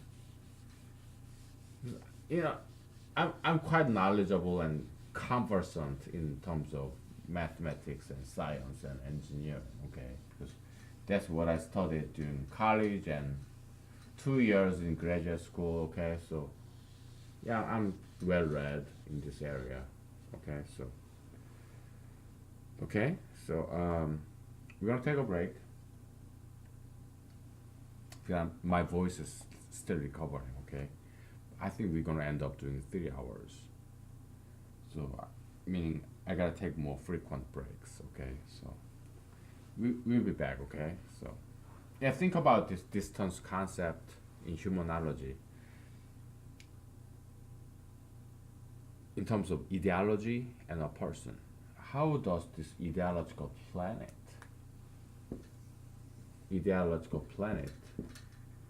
attract this person, this individual? I already gave you this Newtonian gravitation equation, right? And how would you define the distance between these two? Okay? Think about it, all right?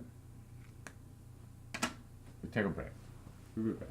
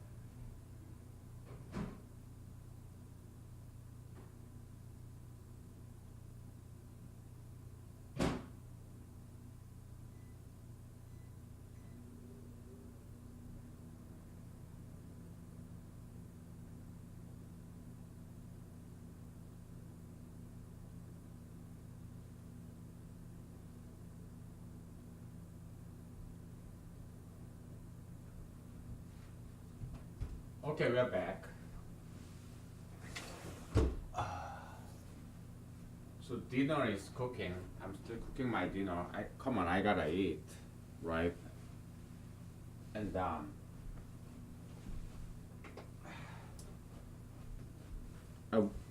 warmed my milk in the microwave, and when I warm my milk, sometimes I put like garlic powder in the milk, and it's like a soup. Put parsley, some pepper in the milk. Oh, I love it. Anyway, so distance. Do you have any explanation what distance means between on the individual and ideology?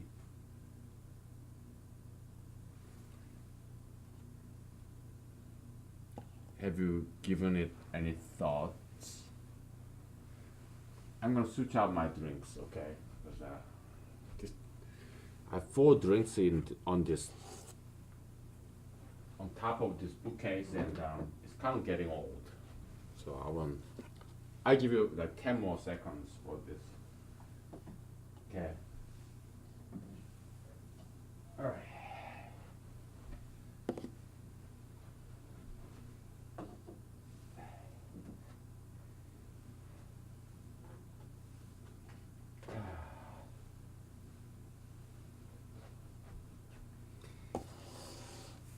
We'll switch out with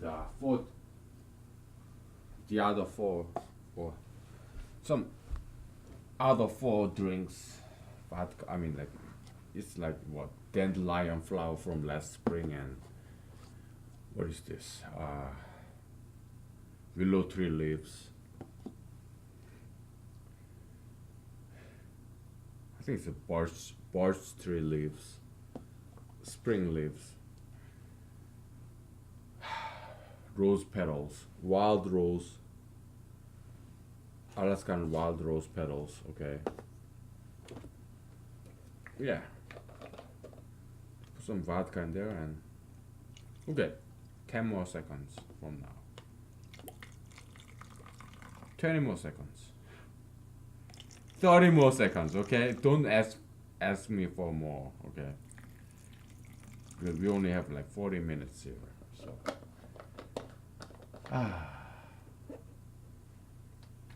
Somebody said, life is short, art is long, something like that.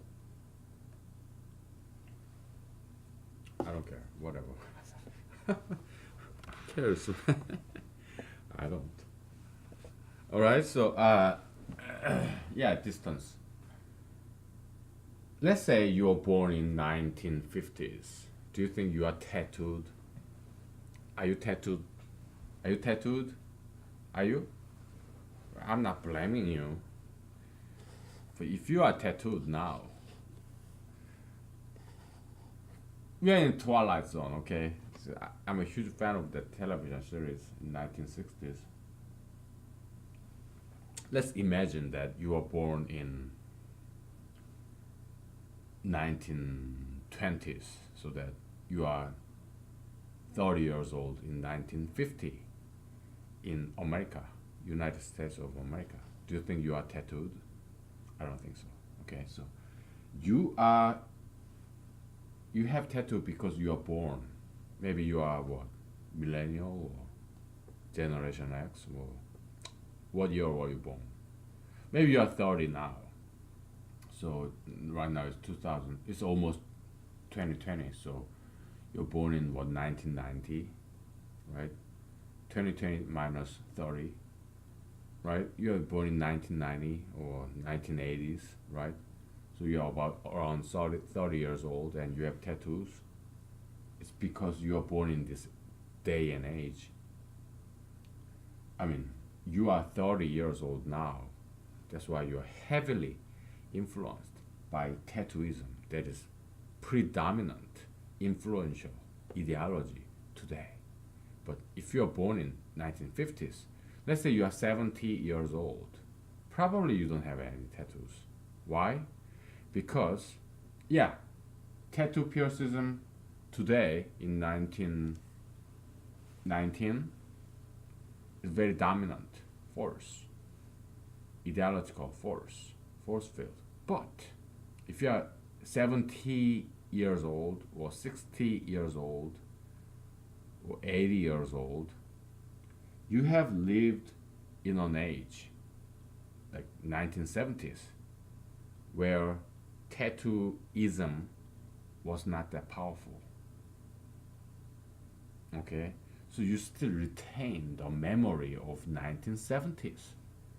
Why? Because if you are 70 years old now, let's say right now it's 2020, just for the ease of calculation. So what year were you born? You were born in 1950. If you're 70 years old now, around that time, okay? So you're born in 1950. So when you are 30 years old, you are in 1980. Tattooism was not big at all. In 1980, only the worst criminals had tattoos and piercings. Okay, gangsters. Okay, mostly from South America. Okay, so tattooism was introduced by criminal gangs from South America into the United States of America. Okay, so tattooism was popularized during early 2000s, during the President Barack Obama's time.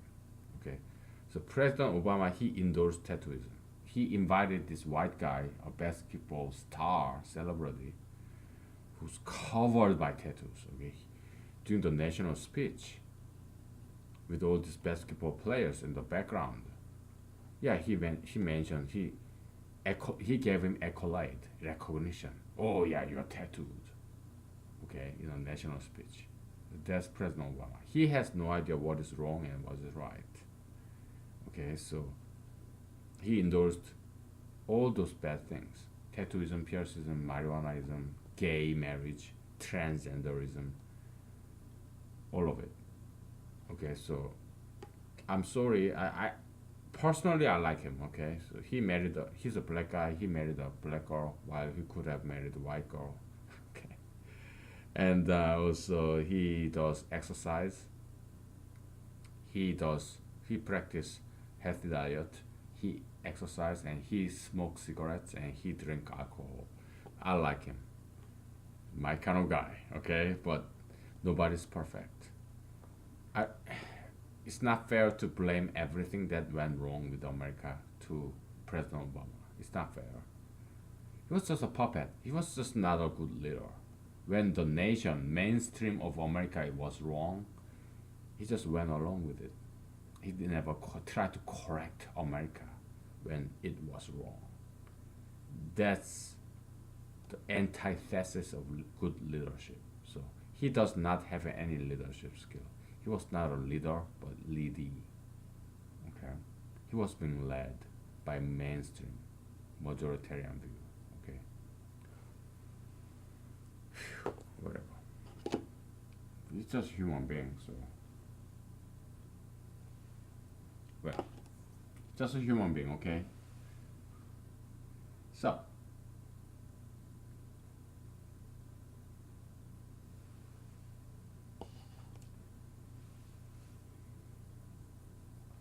I mean, in physics, they have this theory of matter and antimatter, right? I mean, in a physical universe, probably it's not a good theory, but in metaphysical universe, yeah, it's very inspiring. Matter versus antimatter. Okay, so humanology adopts part of that theory: matter versus antimatter. Okay.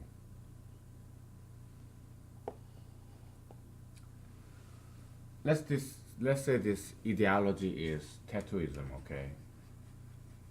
Tattooism.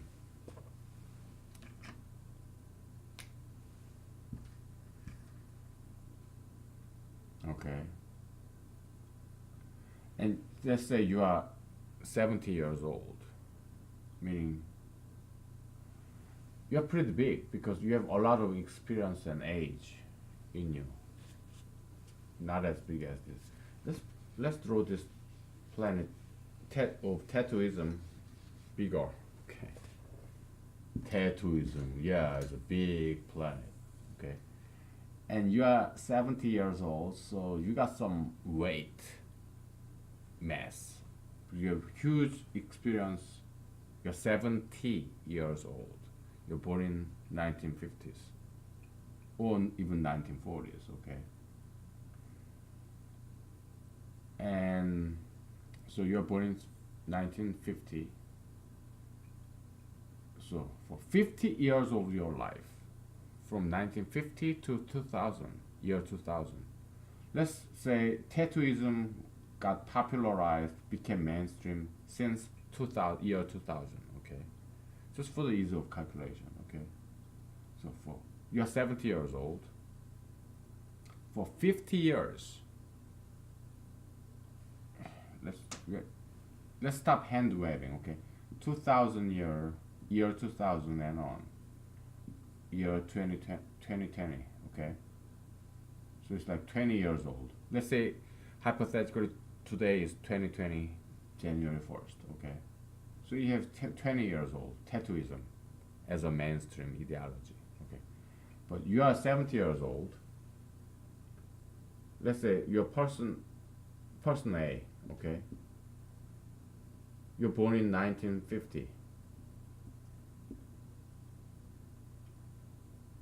And you right now is 2020, but you lived when you were 50 years old, it was 2000, right?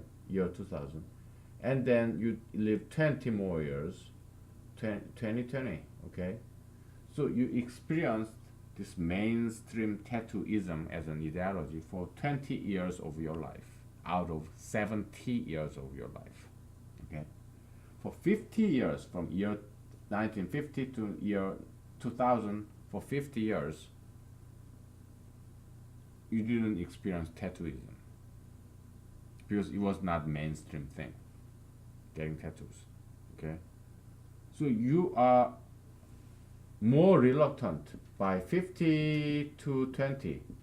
You are more reluctant as an anti-tattooist than pro-tattooist because that's your life experience. So that's why, but let's say this person B,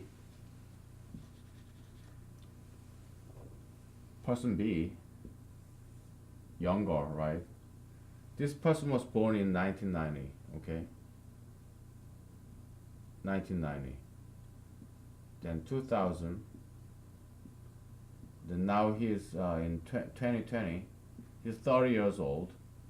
So for 10 years, he was an anti-tattooist. He was exposed to anti-tattooism because there was no tattooism, and back in the days, people used to hate tattooism because all these criminal gangs do tattoos, so they used to despise tattooism. But for 20 years, you're exposed to pro-tattooism. So, sum it up, minus 50 plus 20 is equal to minus 30. So this 70-year-old gentleman is minus 30 tattooism, meaning he's 30 anti-tattooism. Now, you have minus 10 plus 20 is equal to plus 10. So this person B is 10 pro-tattooism. See what I'm saying? Okay. That's what it is, all right? All this ideology, okay, it has very heavy influence on people because it's a force field. What is a force? Force is a vector, okay? The vector summation. We are doing one-dimensional vector summation. Remember I told you a scalar is one-dimensional vector. It's a force along one-dimensional axis. Anti-tattooism,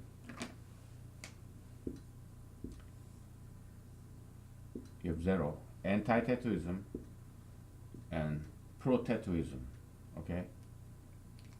I'm very reluctant to say the word I because it's not me, okay? I'm just a messenger, okay? It's God, Holy Spirit, okay? Or what I learned it from other people. So I prefer to say we, okay? But I'm coming for the ease of speaking, okay, if I use the word I, just forgive me, okay? Just be more lenient, all right? Don't be like, oh God, you Moses, you use the word I too much. You are about egocentric, egotist. So you will not enter the land of Canaan, like milk and honey. You will die in the desert, just like anyone else in your generation. God, I give you this. Fuck you, asshole. You pick on that word that I choose. Come on, give me a break. I'm working here.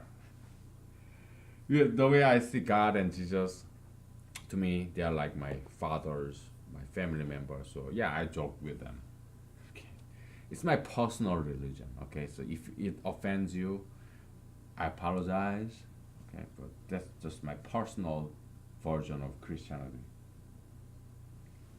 Don't you joke with your God, your father, your brother. Yeah, you if you're very close to your father, yeah, you joke with them. Joke. You call him asshole sometimes. SOB sometimes. It's a joke, okay? Yeah. That's how I feel about God and Jesus, okay? Oh, they're my fathers and very close. So yeah, we joke about things. My personal religion, okay. Anyway. Okay. So it's vector summation, alright? One dimensional vector. Okay. We have 30 more minutes. Okay. We have enough time. So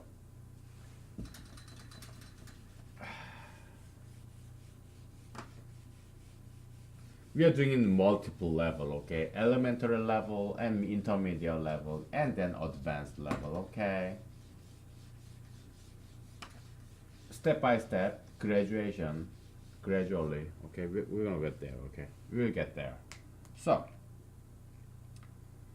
this distance concept, I think we have tried multiple times how to define the concept of distance, which is a very spatial concept, space, distance. And we have talked about many different things in the past in this video series and also in my books, novels. Okay. Distance, humanological distance is a notoriously tricky concept. It's very challenging concept to define. Okay. But without the definition of distance, we cannot define the gravitational force. Okay. Because if you remember, I think we did talk about this in way back several months ago in this video series, humanology series. Like your enemy and your friend, they are both very close to you because you think about your friend all the time, you think about your enemy all the time. All right, they're very close, intimate. Let's say you're a man and you have a girlfriend. You think about your girlfriend all the time. But let's say the triangular relationship. Okay, there's you and there's your enemy, and there's this one girl. Okay. You and your enemy, competitor or guy, you hate each other, right? You're going after this one girl. You think about this girl all the time. It's something very positive, something give you happiness. But you also think about your enemy all the time. Something negative relationship, friendly relationship, right? Let's say you got her, okay? But before that, yeah, you beat your enemy, right? You think about your enemy all the time. You think about your girl all the time. They're both in your mind, in your brain. You think about that all the time. Close, in distance. Okay? Why? So there's triangular relationship, okay? Enemy and friend, both of them are very symmetrical. Positive and negative, but they're both very close to you. But beside this romantic context, let's just think about some social context. You meet somebody new, okay? in business, at work, or at a social setting, but this person impresses you very much. And that's the only one time that you have ever seen this person in your life. You never met this person ever again. But you remember this person because this person left a huge impression on you. Impression. Why? Two reasons, two occasions, two examples. It's because this person strongly agrees with you or strongly disagrees with you. You liked this person very much or you hated this person very much. That's why this person's memory imprinted in your brain. You carry that memory, this piece of memory about this person until you die. You never forget about this person. Okay, so that's why this concept of distance is so tricky. Okay, because we have to combine friend and enemy into one. Okay, strong enemy, strong friend, they are both very close to you. Okay, who is the most distant from you? Person you don't know. Okay, it's, we can term it as knowledge distance or information distance. Okay, yeah, when I was majoring computer science, yeah, I did learn some information theory. Okay, developed in what, Bell Lab, you know, Alexander Graham Bell Laboratory, which is the predecessor for AT&T, American Telecom, America's telegraph and telephone company, AT&T. Yeah, Bell Lab was predecessor of that, I think. That's what I remember. All right. Anyway, information theory. Okay, yeah. As time goes by, when the wire, this vehicle conduit channel of this information or electrical wire gets very long, it gets very noisy. Okay, noisy channel, right? We are talking about in terms of space, but what time is a special kind of space. X, Y, Z axis, and then your time axis, right? This is some good contribution by Einstein.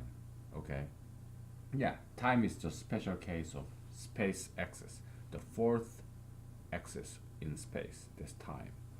It's not exactly equivalent, but there are a lot of similarities. Okay, so what if this channel is time? Okay, yeah, you remember something, but as time goes by, it gets noisy. You forget something, so it becomes something smaller information, some smaller data, because information gets lost along this transmission of along this wire of time. Okay. Okay, so force of this ideology, let's say this is a tattooism. The farther you are physically,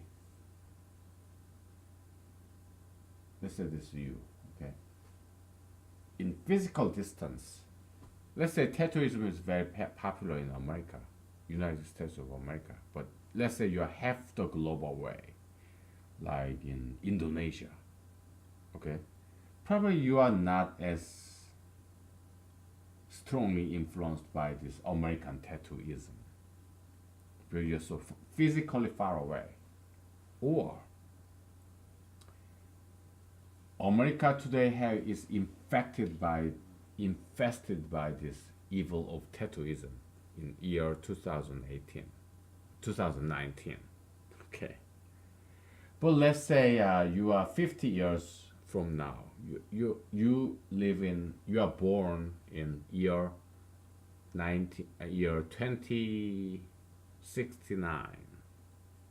Now, temporally, it's same America. You're born in United States of America in the year 2059, 50 years from 2019.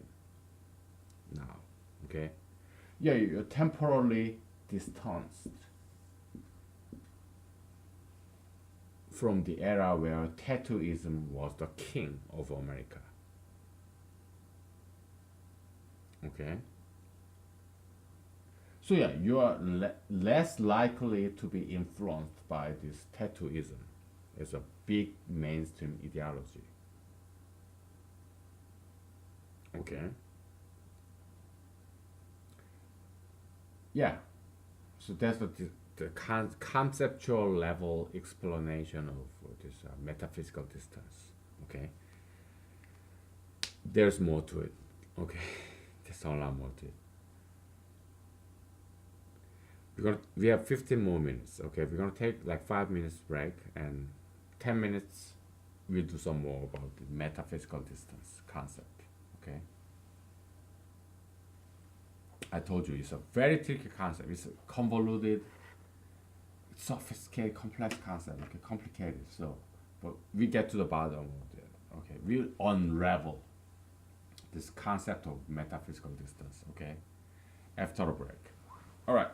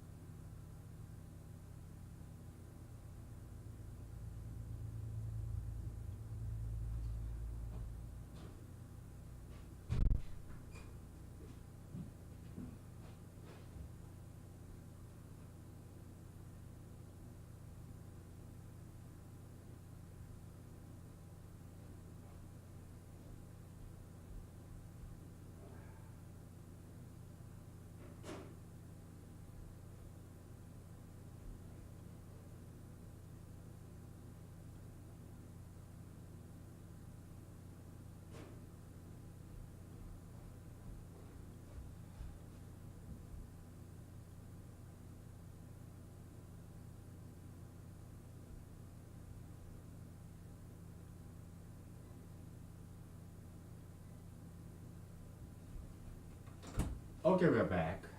We have like 10 minutes left, just about. So, uh, we are still struggling to define this very notoriously tricky concept of metaphysical distance. Okay, we've been struggling for for months, long while, and we still didn't quite get it right. Because second pair of glasses. Let me drink some water. I need some drinks, man. Oh.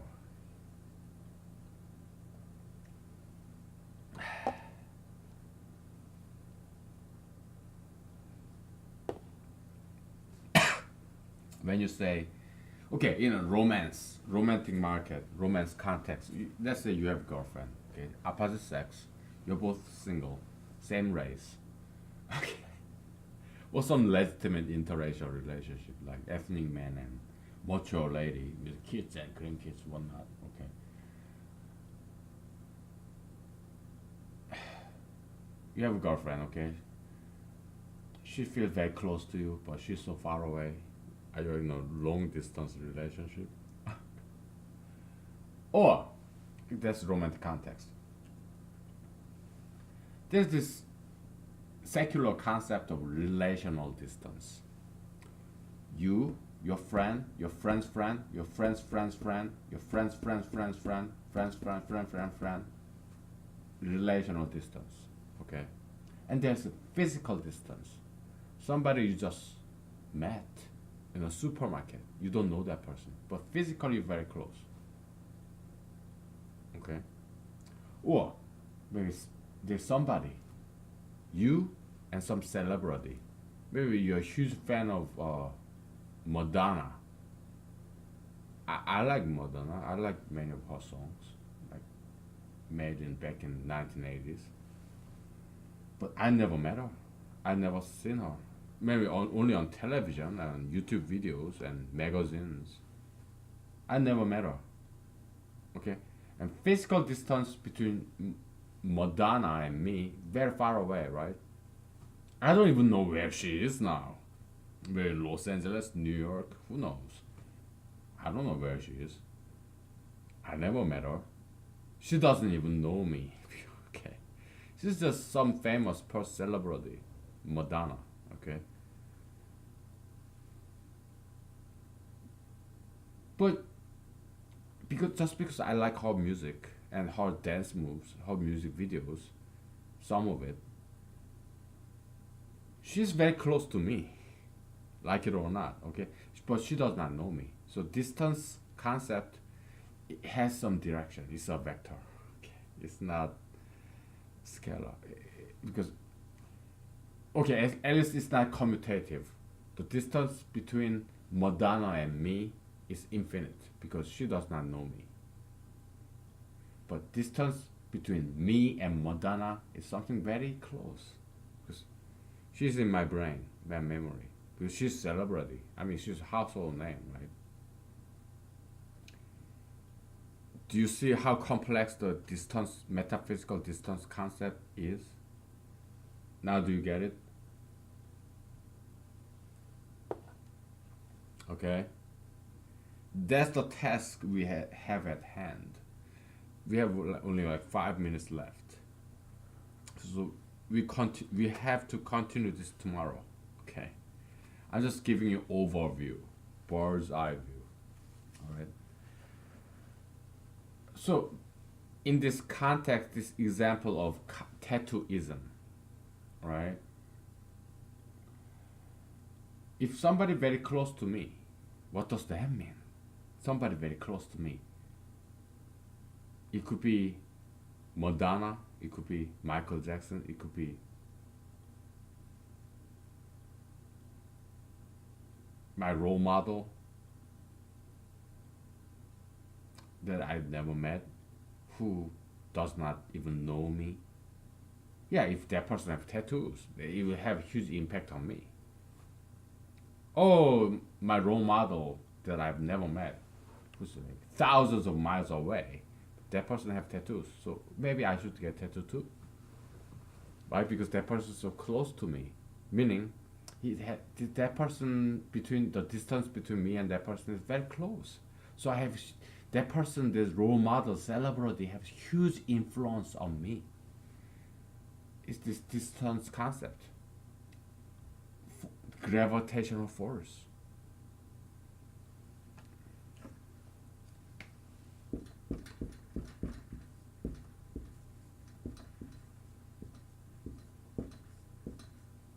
The smaller the distance between me and that person, my role model is, the bigger this gravitational force is. Okay? Influence. Celebrities, famous people have huge influence on my decision, even if that famous person doesn't even know me.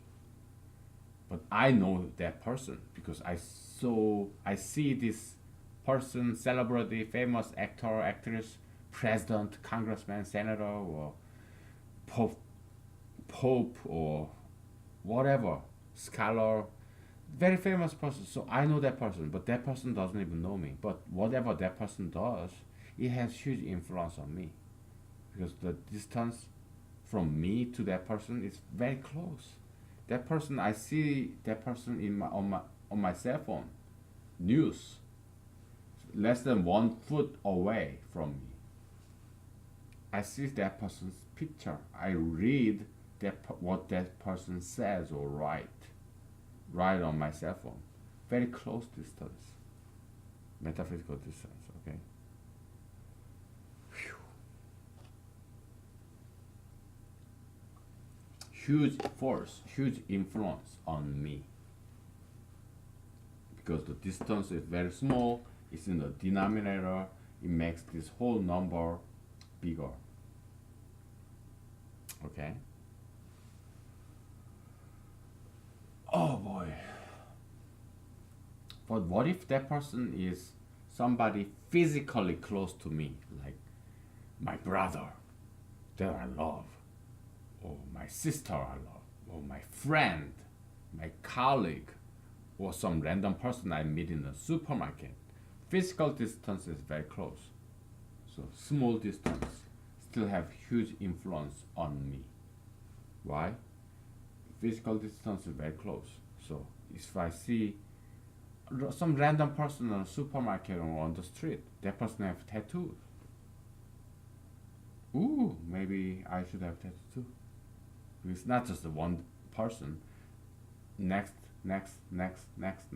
Everybody around me have tattoos. Okay, so I don't want to be counted out. I don't want to be ostracized. I don't want to be the single person that is different from everybody. So maybe I should get tattoos. Peer pressure. Okay, peer pressure. Okay. We have like 40 seconds left. So yeah, I'm so sorry. Just because you're so weak, you cannot resist. You're such a weak, vulnerable person. You do what other people do. Okay? You don't have backbone. You just sway this way along the wind. Where you go wherever the wind blows. That's why you get tattoo, pierced, and you become gay, transgender, plastic surgery, marijuana, blah blah blah. Thank you. Bye. I see you tomorrow. Okay?